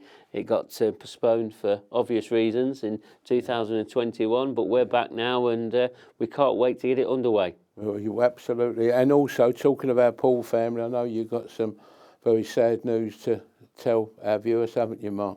Yeah, unfortunately, with Mark Boyle, his wife lost her life early this morning, so it's really, really sad news in the poor world, it really is. And just, plenty of thoughts out to Mark and his family. And Mark was one of our top players, wasn't he? Yeah, he still is one of our top players. He got to the final of this event in 2021, where he lost to the Godfather in that classic final.